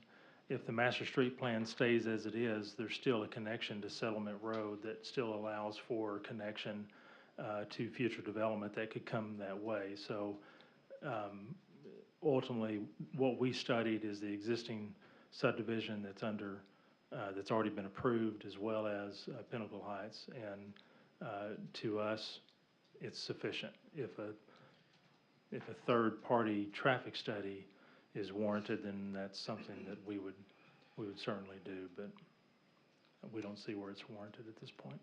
It seems like we're sort of discussing more of the negatives than we are the positives, which for some reason seems like maybe it wouldn't hurt to do a little bit further analyzation before a vote was taken, would be my opinion. That's all I have. Councilmember Holt, what are you wanting analyzed? Well, I'm just saying that the questions that are being aroused are brought up by the other two council members, and we went through this the last meeting as well. And it almost like, how did we find this piece of property? How did we wind up selecting this?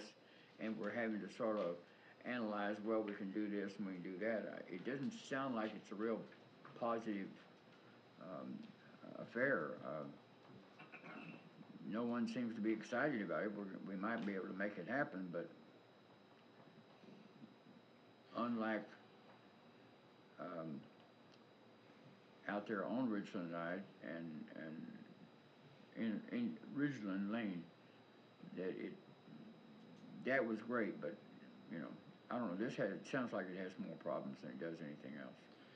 I guess so. First of all, this isn't a project that we went and found. You know, people own property and apply to the city to do things with it. And the reason I asked what more analysis is, I guess for years the city council, all the way back, for a long time, has asked that traffic studies be included in the analysis that staff has done. And so I'm sure everyone read the staff report that goes over the traffic studies and shows, and actually putting out traffic counts, doing an analysis, showing the work of how many average trips per home, the route that they think they'd take.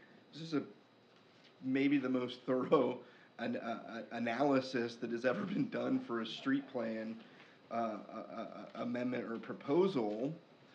And the reality is that the numbers show what the numbers show. And if anyone had any problems with the assumptions or something, we can challenge those. But it shouldn't be for lack of analysis. Because I think I take no credit for it. Scott has sort of heard the council and what they said, and is the sort of analysis that the planning department is doing now, and then providing. So it's here. You can look at the numbers, and what they're saying is that with that analysis, it still handles it. Perhaps the big kicker is that intersection, what it does to that. Councilmember Mosley? Yeah, I would think that intersection be part of a traffic study as to whether that sounds like it's a safety issue there. I don't come out that way or anything like that, but sounds like there is a safety issue there, and maybe we should just that should be part of the study, I would think. Well, and with all due respect, that intersection is far away from where this development is, so that's something that I wouldn't even oppose the planning commission to consider in either approving or denying a subdivision, because now you're talking about an off-site improvement by a developer that is very far away from an intersection, which is more of a city responsibility. Now, and when would you see impacts? It wouldn't be once approved. It would take years for this to get built out and to see any modifications or changes to that intersection. So from the standpoint of this master street plan is being brought to you because a development plan has been presented to the city that requires this amendment to be made. Previously, years ago, Planning Commission approved a subdivision which was not as nice as this one, that provided more traffic coming down Diamond Point and caused more impacts to Diamond Point, which is what caused a change in the master street plan. They've brought a new preliminary plat that solves the issue of redirecting traffic to an area that can compensate for that traffic and reduces the impacts on Diamond Point. So from a staff perspective, the amendment that's in front of you is a much better design than what we previously had. And it does solve several issues with providing the ability for this land to be developed out properly and traffic to move on to the west, I guess it is, as it develops on. So that's, but as far as that intersection is concerned, I would say that we could study that, but I don't think that's something that would be a part of this, this proposal, in my opinion. And if I could, so kind of what I heard you say, Scott, and don't let me put words in your mouth, correct me if I'm wrong though, is when you're talking about off-sites improvements, it tied to what Casey was saying earlier about legal issues that you could run into when you're talking about things that are far outside of the development. If we were talking about things with the way that development interacts specifically with that area, such as if we needed them to put a traffic signal right there between, you know, where it connects to the city roads or those sorts of things, that nexus is there. In fact, when the question about maybe we should go back to the developers to have them put in a traffic signal, I immediately leaned over to Andrew and asked him a question, and then I've asked him to kind of chime in on this particular issue. Yeah, I agree with what Mr. Grimmer's saying, that it's very hard. I think, so I'm not a traffic expert. I don't know what makes an intersection safe, you know, how to make, whether an intersection is safe enough, or how the intersection of Ridgeland and Odom could be improved, this or that. But I agree with what what Mr. Grimmer is saying, that sounds more like a city responsibility. That's not at all to say that nothing can be done, obviously. It sounds like this intersection in particular has been on the city's radar for quite a while, and it poses unique difficulties. I don't see, respectfully, I don't really see a direct connection to this master street plan amendment. I mean, this master street plan amendment just makes, I think, 4 changes. Diamond Point is downgraded from a collector to a local road, meaning on our master street plan, we're saying it should actually be handling fewer cars than it is currently. Currently, we say, I think, Scott, correct me if I'm wrong, currently the master street plan says that Diamond Point, all the way out to the end, can handle 5,000 average daily trips. Is that the limit for a collector? Or should be built to handle that. Yeah, should be built. It's not physically built. So the first amendment that this ordinance does, just, in my view, just makes it reflect reality that street is not built as a collector past Emerald Drive. The second one updates what is on the exhibits as dashed lines, because back in, I think it was '07, when the Hunter Heights subdivision was built, they were proposing this is how it's going to connect off to Settlement in the west. And that's how it's existed on our, it's just a dashed line, meaning it's an intended collector. That's how we intended the collection to be, because '07 was the last time we had a subdivision plan put in front of us to be built out that way. The rest of these changes correct, I mean, were they modified to match what the current development is? So I don't think, this ordinance does not address the intersection at Ridgeland and Odom. You know, I trust you all that can be improved, and I'm sure Scott is aware of whatever can be done with it. I don't think this ordinance addresses that, and I agree with Scott that I don't think we can foist that on the developer when the proposed development is so far away. It's my 2 cents at least. I think I still got the floor, actually. No, sir, I called on the city attorney. Well, I wasn't through making my motions. Mr. Grimmer answered a question. I still had some more comments, so. Okay, you have the floor then. Okay, thank you.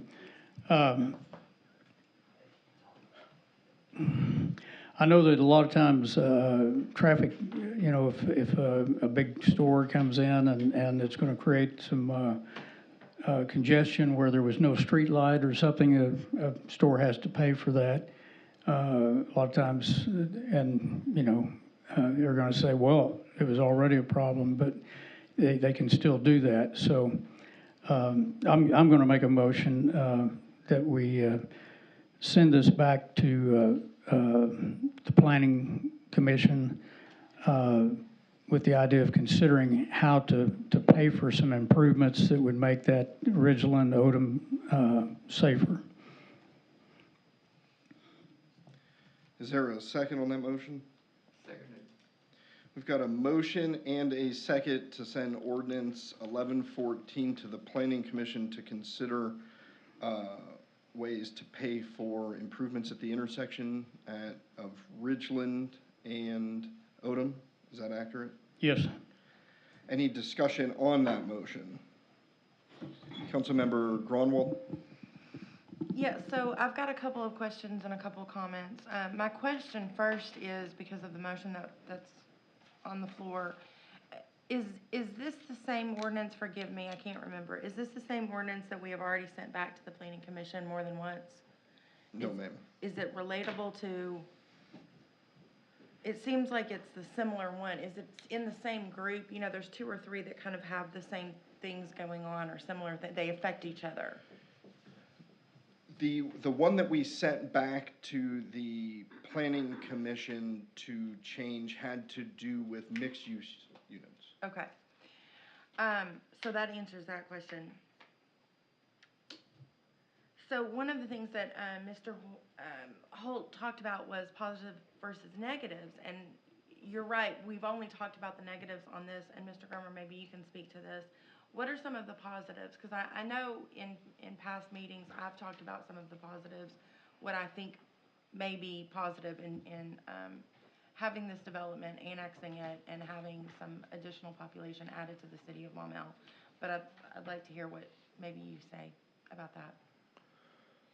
Well, for one, whether if the residential is promoting the development and expansion into the ETJ and annexation into the city of residential properties provides some tax revenue benefits from the property tax that could help offset the costs that we have in mutual aid agreement in providing the county, which if it was mutual aid, we wouldn't receive any value tax out of that. Growth, as Mr. Covington had mentioned before, increasing the population that provides benefit, again, for sales tax revenue that's going to be spent in the local area, including the closest supermarket, which is Kroger. And overall, just it's a good indicator of just the city's health in general. So the master street plan, and again, that's what's, the development has been approved. The preliminary plan has been approved by Planning Commission. Providing access to this area is going to provide, you're going to have to determine how you want the master street plan to be in order to accommodate those streets. And this is what staff proposes is the best opportunity. If it did go back to the Planning Commission, the only thing that we're probably going to do is recommend a symbol at that intersection for a future improvement, such as a roundabout or a light. But it's something that would be vetted down the line years to come. And that's certainly something that could be suggested by City Council and not necessarily Planning Commission if that's something you wanted to add on. I think there are a lot of positives, and most importantly, as the city attorney mentioned, is it does provide an update to the master street plan that provides us exactly what is built, and the fact that Diamond Point at this location where it's a local road, it cannot be expanded to a collector and accommodate a collector standard. So they provided a solution that not only redirects traffic to Ridgeland and helps that, but it also provides more green space, more trail systems for the residents, not only in the subdivision, but also in Diamond Point to use. So I think there's a lot of values to the city by moving this through. So that's where I get a little stuck, is because I feel like some issues that have been talked about over the previous 2 readings, I feel like those have been addressed, or they've been addressed originally with the Planning Commission. So I'm not sure that I really understand what the concerns are for anybody to vote no, so maybe that could be clarified for me. And then as far as the traffic study that was talked about before, to your point, can't do a traffic study for traffic that doesn't exist yet. So you kind of have to put this in place with the best analytics that you have and the best planning that you have coming from the planning commission. And then, like you say, in the future, do a traffic study. Can't do a traffic study for something that doesn't exist yet. But, so if we could just be a little bit more clear as to what the issues are, and I guess this goes to Mr. Mosley. Because I'm just not sure, and I don't know how it can go back to the planning commission if nobody really understands what's holding it back. Councilmember Gardner? Is the planning commission's, one of their assigned roles to determine how to pay for projects? Has that typically been y'all's role? No, sir. Okay. I was just curious. That was what the motion was, so I was curious. Just as a personal aside, if we're going to make this about Naylor, I agree that it could be improved down the road, but I use it multiple times a day during rush hour, and I'm often the only vehicle there. That's just a personal aside. I'm there between the hours of 7:45 and 8, then again in the afternoons, 3:30 to 5, 5:30. I'm typically the only car there. So that's just a personal observation from somebody that uses it multiple times a day during rush hour. But again, our ordinance is about the master street plan, not about Naylor necessarily, but that's just a personal observation. But thank you for clarifying what planning commission's role was, though. Councilmember Mosley? Yeah, I'll try to address what you were asking me a question to. Yeah, I'm trying to understand, because I don't, first it was who's gonna pay for this, and then it was the traffic, and then it was, high density, which we've determined it's not high density, so I'm just not. Well, this is an issue that Mr. Mazzoni brought up tonight. Apparently, there's a safety issue already, or a developing safety issue there at Ridgeland and Odom, and so I've just made a motion to send this back because we're gonna have to do something, it sounds like. An entrance ramp lane or something, to get people on Odom without being hit with all these new cars and everything. So, that's all I'm doing here is trying to get them to come up with a way to maybe identify some type of a traffic, solution and what it costs to pay for and try to see if there isn't a way to get the developer to pay for his proportionate share. Is there any other discussion on the motion to Councilmember Holt?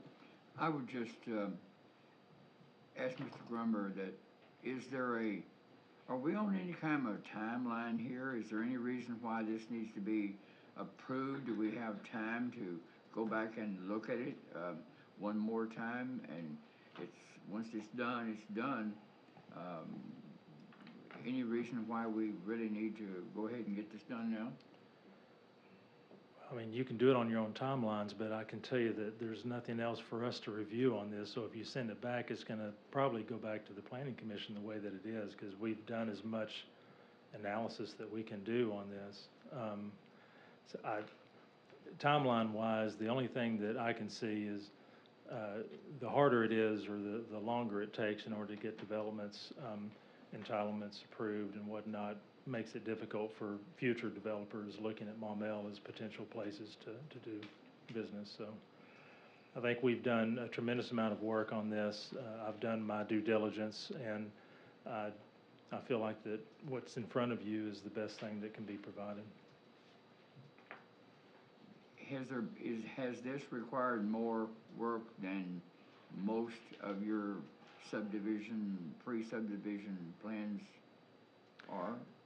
We have put more time into it only because I know that there were concerns over Pinnacle Heights when it came in as to the impacts on Ridgeland, so we wanted to get traffic counts, current traffic counts, and get good numbers.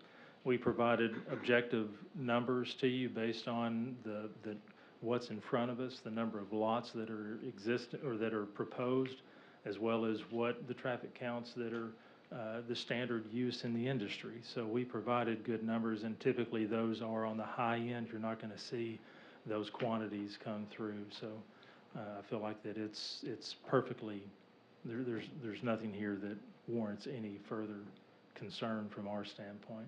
Now, as as development moves forward and there's future proposals, if they do come to the city, then we'll look at them with the same scrutiny to make sure that we're looking at all the impacts and what the future potential are. Well, I certainly don't mistrust our planning commission. I don't imply that in any sense of the word. And I know that having attended, they're all very qualified and astute individuals. My constituent, Ms. Savage, that lives out there and has informed me, I've not talked to anyone of the others, but that there is a lot of people that are vehemently opposed to it coming in at all. So there's always resistance, I understand, everywhere.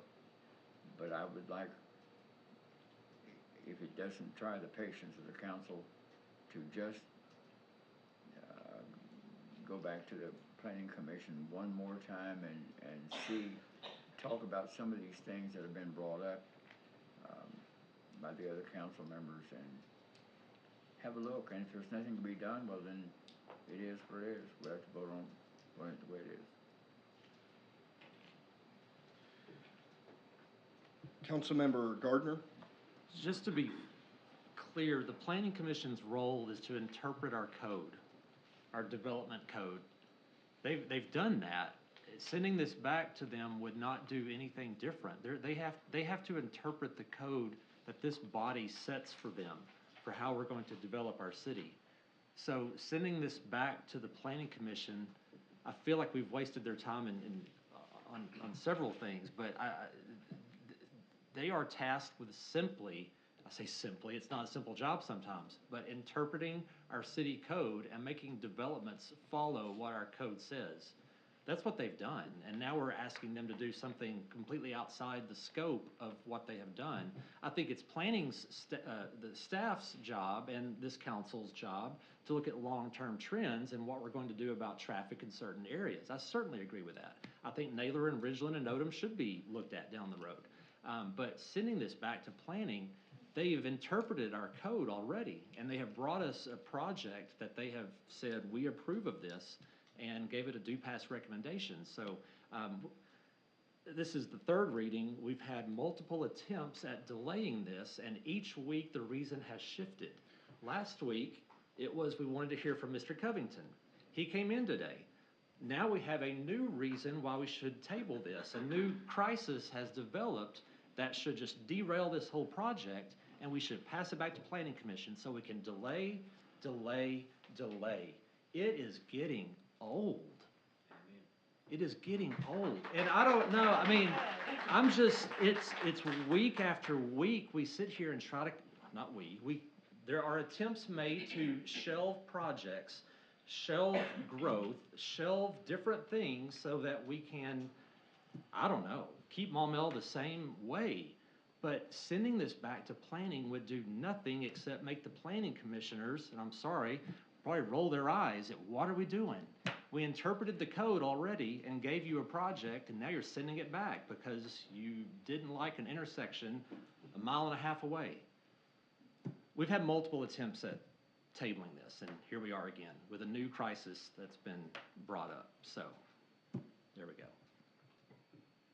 I would just say this, I don't think the Planning Commission's job is to figure out funding sources or to determine what the proper way to handle an intersection is. I think that that's just not what they do, or, I mean, I guess that would fall on Scott's office or something to figure those things out.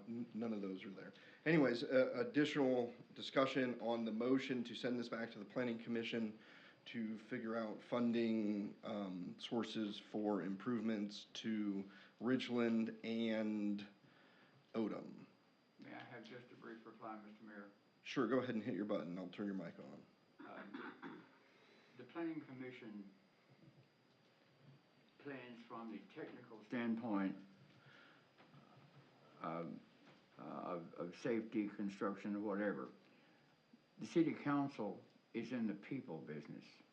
I'm not an engineer. I'm not, we have to take care of the people. and the planning commission takes care of the technicalities and the rules and laws and codes in their way.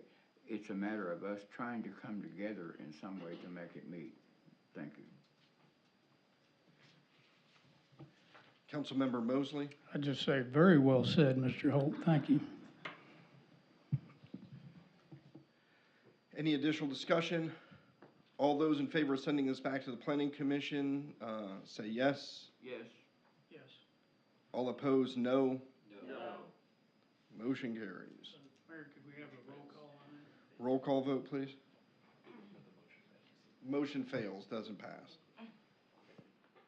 Councilmember Mosley? Yes. Councilmember Grunwald? No. Councilmember Mazzoni? No. Councilmember Gardner? No. Councilmember Williams? No. Councilmember Tierney? No. Councilmember Shin? No. Councilmember Holt? Yes. Motion fails. We have a motion and a second to adopt ordinance 1114. Any additional discussion? Seeing none, roll call vote, please. Councilmember Mosley? No. Councilmember Grunwald? Yes. Councilmember Mazzoni? No. Councilmember Gardner? Yes. Councilmember Williams? Yes. Councilmember Tierney? Yes. Councilmember Shin? Yes. Councilmember Holt? No.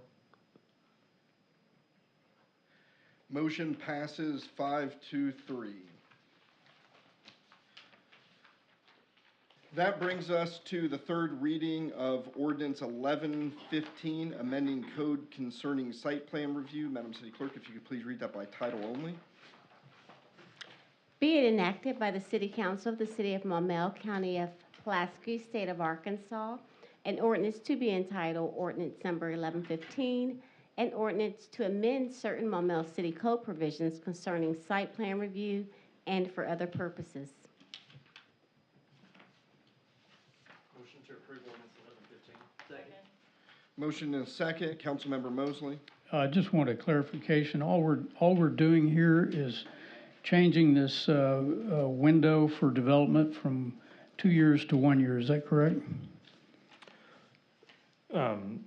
Well, right, it matches our expiration on plats, and the main issue is there was a section in there that stated or until compliance with the approved site, until a building permit has been applied for, and we've had projects that have that have been approved, but building permits have been applied for, and then we have code changes, so it just makes it a certain deadline of 2 years. Okay, thank you, Mr. Grimmer.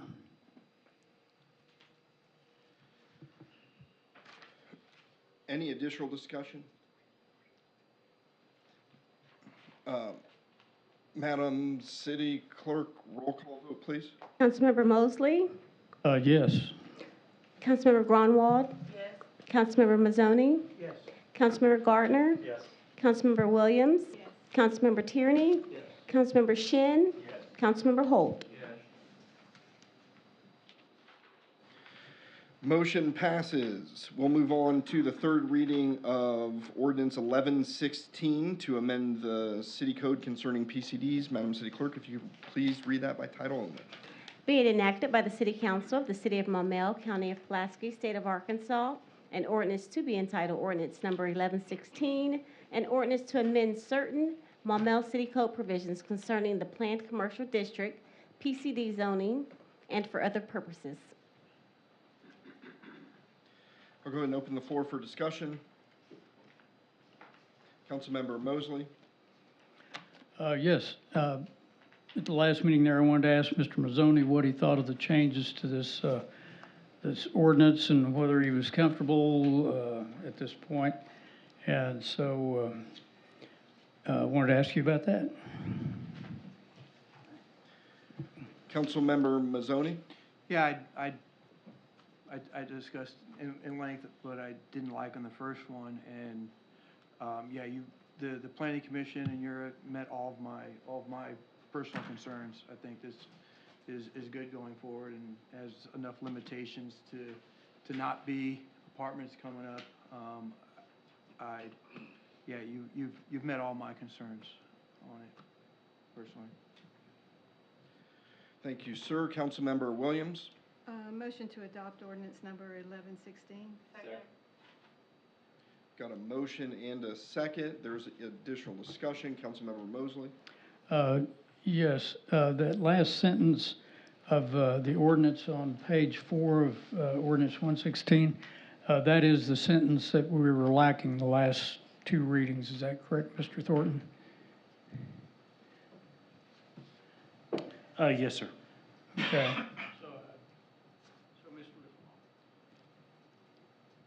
Mr. Mazzoni, are you familiar with that last sentence in there? Because we had a discussion last week. I was asking Mr. Lyon, what if? And the thing requires, 100% commercial or light industrial on the bottom floor of any development there. And I asked him, what if in that track D that we had, 100% on the bottom floor and whether they could build apartments, on the interior of this thing. And he basically said yes. So we could get a lot of apartments that way. And then also, I'm looking at that last sentence that says the planning commission and the city council can waive this 100% requirement. So if I'm reading this right, if we waived all that, we'd get 100% apartments. Am I reading this wrong? You're saying if the city council wanted all apartments, could the city council approve all apartments? That's correct. Yes, sir. What's that? The city council could rezone it all R3 as well. The city council really wanted to. And this is just the 100, I just wanted to clarify that it's 100% commercial on the buildings that abut public or private streets. That's the requirement in that little section there. Right. So anyway, that bothered me. I'm still a no vote. I think we're going to get apartments eventually. We got the correct version. As the owner of Track D, I'm assuming this is one reason why we're considering all these revisions here. I am as old as the. I have no idea why that did that. Sorry. That's weird. I don't know what. Is Siri acting up? What was your question, Mr. Mosley? Was the owner of Track D? Oh, yeah. Has he come forth with anything that he's interested in building there? And if so, has he showed you plans or anything? So the owner of that track came to us a couple of years ago with some concepts, but that's not what's being proposed here. And it's one of those things where the question arises how much residential, but what we had put on here is 100% commercial on the abutting streets. And one thing that you have to take into consideration is the amount of commercial dictates how much parking, and parking takes up space, and you have to accommodate that with land. So the more commercial you have, the less space you have for residential, the more that you have to provide parking to accommodate that commercial. And that becomes a challenge and that was something that the Track D owner stated, is the more commercial you put on there, how are we going to accommodate all that parking? Well, that's not for us to decide, that's up to the developer. But we did provide criteria in here that provides you the ability of denying any proposals that come to you that you feel like is not within the goals of the city and the town center. And a conditional use to waive has to be approved by City Council and Planning Commission. So if you feel like that the development is not within the interest of the city based on the criteria we provided, don't approve it. I mean, PCD is meant for commercial. PRD is meant for residential. So our PCD, when we're talking about future developments, we want developers to come to us with proposals that are commercial based. So does he have something that he's designed that he would like to proceed with? Has he showed it to you? So I've explained this multiple times to the city council. First of all, the developer originally came and asked about apartments, and this was back in maybe 19. It wasn't even an owner. Asked if we would put apartments there, and the answer was not no, but heck no. However, we've been looking at mixed use, and this might be a good place for some mixed use. So, but before you draw anything, first of all, mixed use isn't allowed by right in that area. We don't really have any code that allows it. Before you do anything whatsoever, before you waste time, make sure you're talking with us so that we can tell you like what sort of stuff we're looking for mixed use, because we didn't have this code. And that didn't occur. A sketch was drawn up. That person met with us in 21 or so. I want to get. I'm just guessing 21, 22.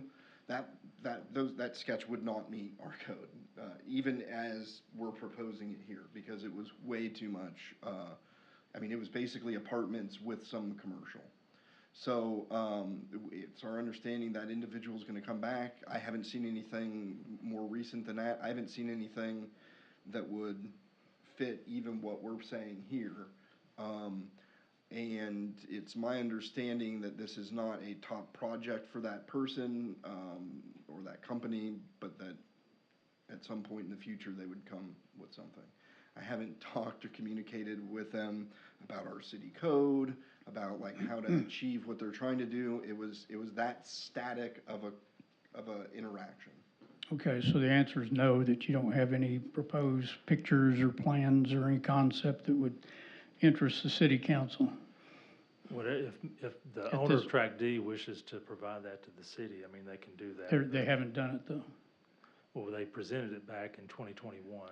Okay, I was asking recent, recent. Not recently, no. All right, thank you.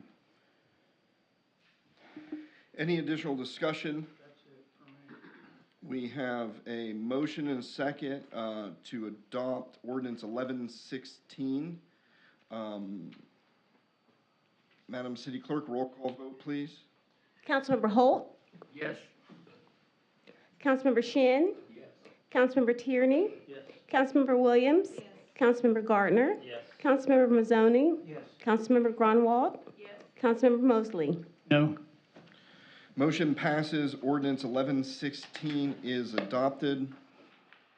That brings us to new business. The first item of new business is Resolution 2024-11, amending the 2024 grant fund budget. Madam City Clerk, if you could please read that by title only. A resolution of the City Council of the City of Maumelle, County of Pulaski, State of Arkansas.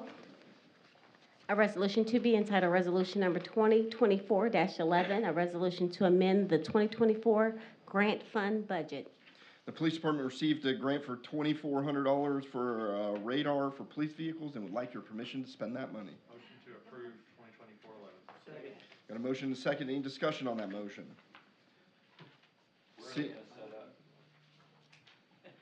Where are they gonna set? Oh, yeah. We have a motion and a second. All those in favor, please signify by saying yes. Yes. All opposed, no.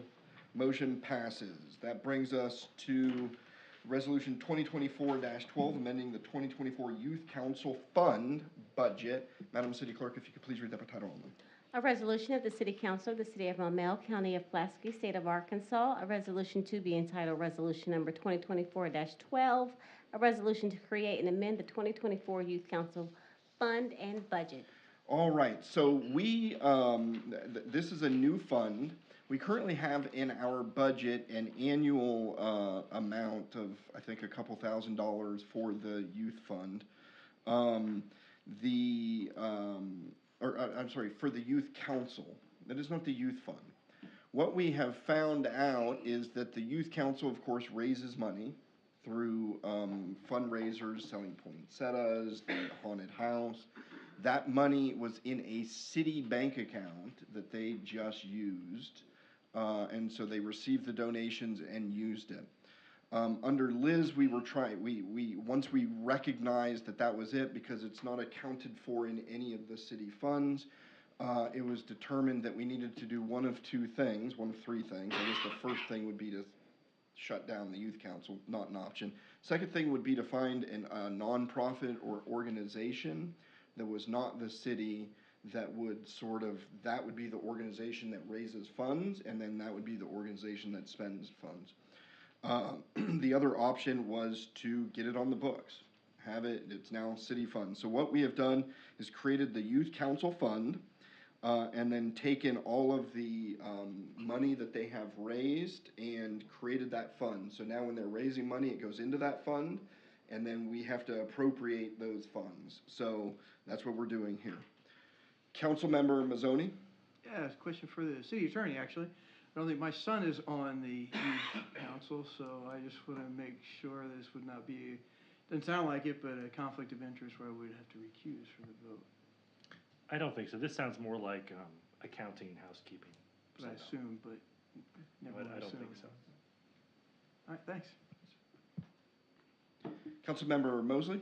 Yeah, so all this money that's coming from the independent account over to the city account, it was all privately raised, is that correct? It was all raised by the youth council, yes. So there's $0 in this that was like general fund money.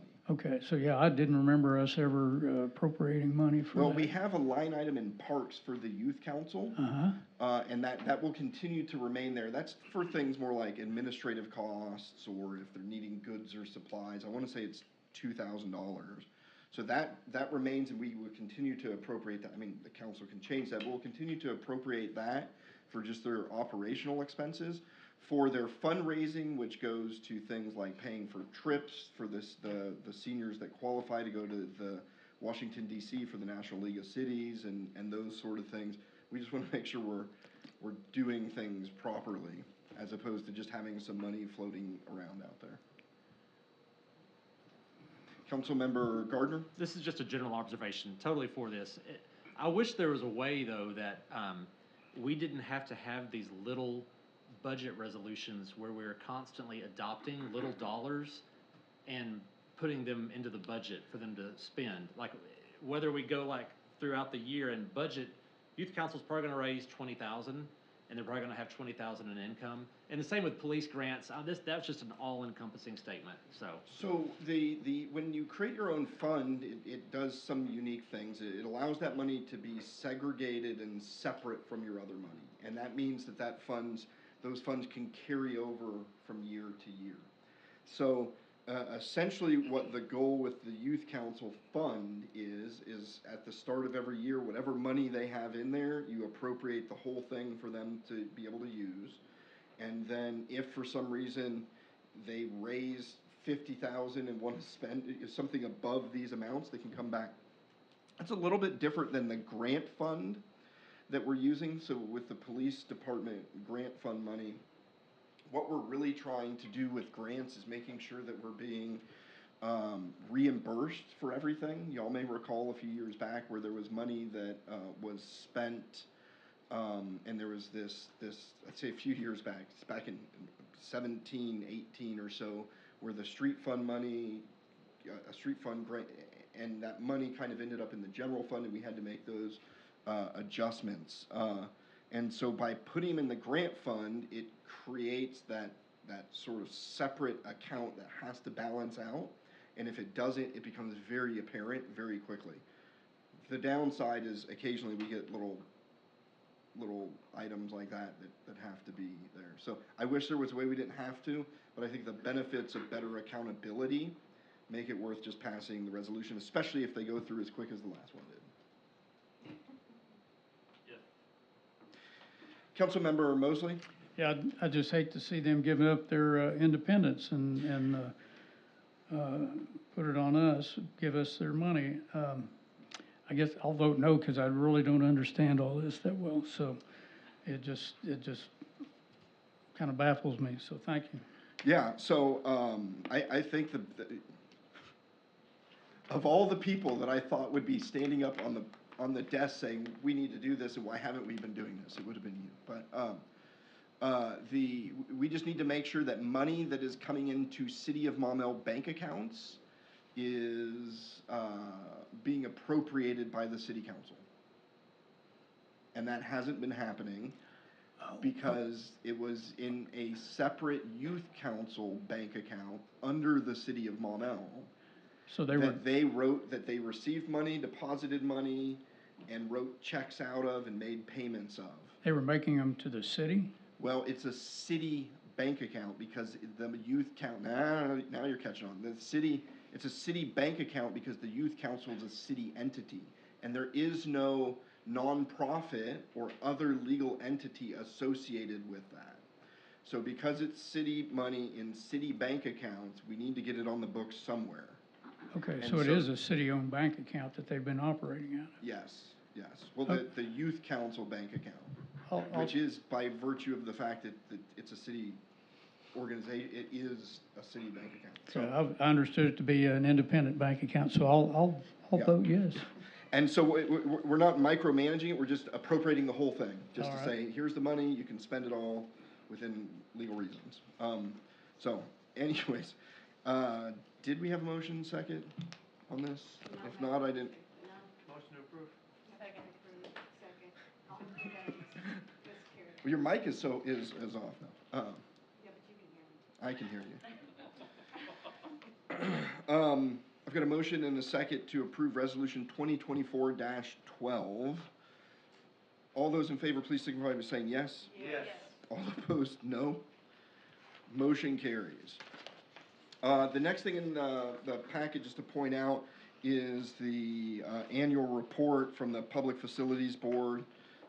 That's just an FYI and required to be given to y'all. In Mayor's comments, I wanted to point out a couple things. You'll see, I put in the council packet a letter from Metro Plan awarding us $120,000 for the Gateway Park grant. Small potatoes, but we wanted to find, in other words, this grant is specifically for a part of that trail that runs through Gateway Park, because it's a transportation grant. We could have applied for higher ones, but those would have required RDOT regulations, which would have required us submitting the plans for Gateway Park to RDOT, and therefore delayed the project probably a year. But I mentioned earlier that we would talk about some of the grants. One of the reasons I wanted to wait a little bit is what we have with the Club Manor project, the Gateway Park project, and I think what will eventually be the a roundabout at Club Manor and Odom South, is as soon as we kind of got that approval for the Club Manor on what is the regional greenway, any other application that we have that is part of that project, we're able to say, you guys have already approved this project, you guys are funding this, you guys are helping fund this, you guys are helping fund this. It checks all of the boxes, and it makes the next grant as part of this, really this Maumelle Mile or this area right there, even more attractive, because everyone who's reviewing the grant applications are familiar with the project. They've already said this is a good project, this fits with our mission, and so I think the next step is one of two steps for the next grant. We can apply for the next grant, which I assume will be announced sometime this year, for additional funding for the Club Manor project, because we only got $1 million of that. The project was supposed to be $2.5 million. If I know anything about engineers' estimates, as we'll get to here in a second, it'll be a $3.5 million, $4 million project before we even get final bid. So there's extra money we could apply for there. Alternatively, we could apply for the roundabout at Club Manor and Odom South, and that hits high marks because of that. So that's not a decision that has to be made now, but it is something, and one of the reasons that I kind of wanted to hold off on that grant. If we didn't have those other projects, I might be saying, let's just go forward with the roundabout. I think we can afford it. I thought we should have gone forward with it at the time. Turns out I'm glad we didn't, because it would have been misaligned to the road, but it's now an attractive project through Metro Plan. So there's that. I want to talk a little bit about Gateway Park and that project as we are getting further along. Also, I didn't even mention Scott has been working with Pulaski County, and we've got up to $100,000 grant to remediate that property, the police court firehouse. So we've gone through phase 1 environmentals, a partial phase 2, and we're starting remediation. Those environmentals we got done through grants through Pulaski County, and then Scott actually was able to get a grant to handle the remediation. So those two grants, that's $220,000 more in grants than we had not long ago. We are looking at engineers' estimates for the project that are coming in higher than we want them to come in at. So we have a couple different options, and I wanted to get your take. We can start value engineering the Gateway Park down, right? We can take out things like that stage. We can do, for those that went on the Northwest Arkansas benchmarking trip, remember the lake we went around that had that boardwalk. I forget what lake that was, but it was a really nice boardwalk. We're gonna have a boardwalk that goes through a wetland area that'll look really nice. Conversely, we can say, well, we don't want the nice boardwalk looking portion. Let's just throw some box culverts out. And that, that starts saving us money. And things like we had, not even the Rolls Royce of bathrooms being built, but we can start shrinking things down, cutting out things like some of the electrical podiums for the food trucks. The downside then is that more food trucks would need, I see some people shaking their head no, more food trucks would need generators, which kills a lot of the vibes there. So I'm just wanting, if, I think this will be a cornerstone project as part of the Maumelle Mile, and we should spend the extra money to get it done right. But before I start putting together something to really kind of show you what we're talking about, I just wanted to open the floor and get a little bit of feedback there. In other words, if everyone says the budget that we have is the budget that we're at, figure out a way to make it happen, then we'll do that and just go forward with that. But it's gonna be impactful in some not fun ways. So I'll open the floor, and I guess really kind of what I'm saying is, I'm not asking for approval to proceed with an out-of-budget project, saying should we do all the work to come present to y'all an idea of what the overages think and what sort of things, is that worth it, or are y'all just gonna say, not interested, keep it within the budget? Because I don't want to do a whole lot of work and then have it be dead in the water beforehand. That never feels good. Councilmember Gardner? Thank you, Mayor. There was a committee that worked hard on that project, right? And the project kind of went out of the original scope, Yeah. but yes. Well, so I guess my point is, I think it would be a disservice to the committee for us as council members to say this is what should be value engineered down or kept the same. I think, you and whoever was on the committee would probably have a much better feel for what I was not on the committee. Well, right, but you're the mayor. Yeah. So I just, rather than us weigh in on things that I know zero about, I wouldn't feel comfortable making a suggestion. So I would trust your expertise and your guidance on this, of what some options you think are to either increase the budget in some areas and decrease it in others. So I don't know that what I, as a council member, could add to this, since I've not really even seen the plans. So I would rather it stay with the executive branch, I guess is what I'm saying. I found when things go to the council, they can really go off in many different directions. Yeah, but we also came to the council with pickleball courts roughly, and we kind of put together a plan of some different numbers, and we didn't ask for a specific authorization. I was just saying, until we knew what the budget was at the bid day, it was just this general idea of saying, here's kind of what we're looking at. Do we have approval to go that way? But it took work to start scoping out all the different scenarios and the like. And if it sounds like that's worth doing, then happily do it. Did you?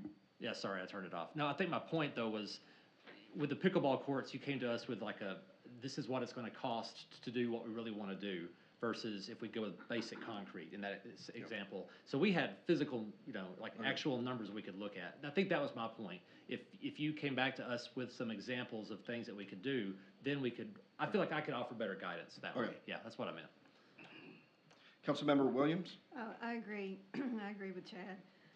I don't have the expertise either, but I do know that we have spent a whole lot of time talking about trends, talking about quality of life, talking about trying to create a community that's walkable, that is beautiful, and that will bring in more economic development, bring in more people. And I think to go a cheap way is going to be, like Chad, a disservice to your committee, for one, and it's disservice to the people. So, I mean, if we're going to spend this much money on pickleball courts, we ought to, not everybody plays pickleball. This right here will be something that everybody will enjoy and will participate in. And I don't want to cut corners on something that's valuable. I think it's too important. I think it's too important, if we're going to sit here and talk about trends and talk about things 20 years from now that probably a lot of us will not even ever see. It's the reason you plant a tree. We may not ever sit under it, but at least this will be something that looks like we're forward-thinking, we are progressive, and we are doing something for our future. And I don't see cutting corners as being something that we should do for this project. It means too much to us. Okay, thank you. So what I'll do is I'll come with something more like we did with the pickleball, that kind of shows what we're talking about in some rough numbers. I just wanted to plant that seed since I had put this in, saying, yay, we got 120,000. Concludes mayor comments except to say eclipse, eclipse, eclipse. Do your anti-rain dance, pray for clearer days, and that partly cloudy becomes not cloudy at all. Councilmember comments. Councilmember Mosley. Couple of quick ones here, 3 of them. Thank you to the City Attorney Thornton for the social media and First Amendment memo. I appreciate that. I kept thinking I was reading something about the Freedom of Information Act, because it was kind of goes along the same way. If you take that philosophy, I think you're okay. Sales tax receipts at the back of the packet, looks like they're down over year the last couple of months, and so just we may need to keep an eye on that. And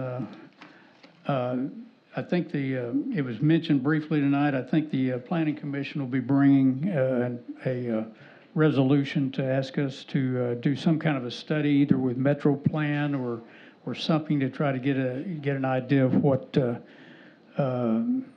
it is Maumell's trying to do at this point. It's been 12 years, I guess, since the last one. So anyway, I'll be looking forward to that, and I think we ought to take advantage of something, especially right now I'm leaning definitely toward Metro Plan study. Thank you.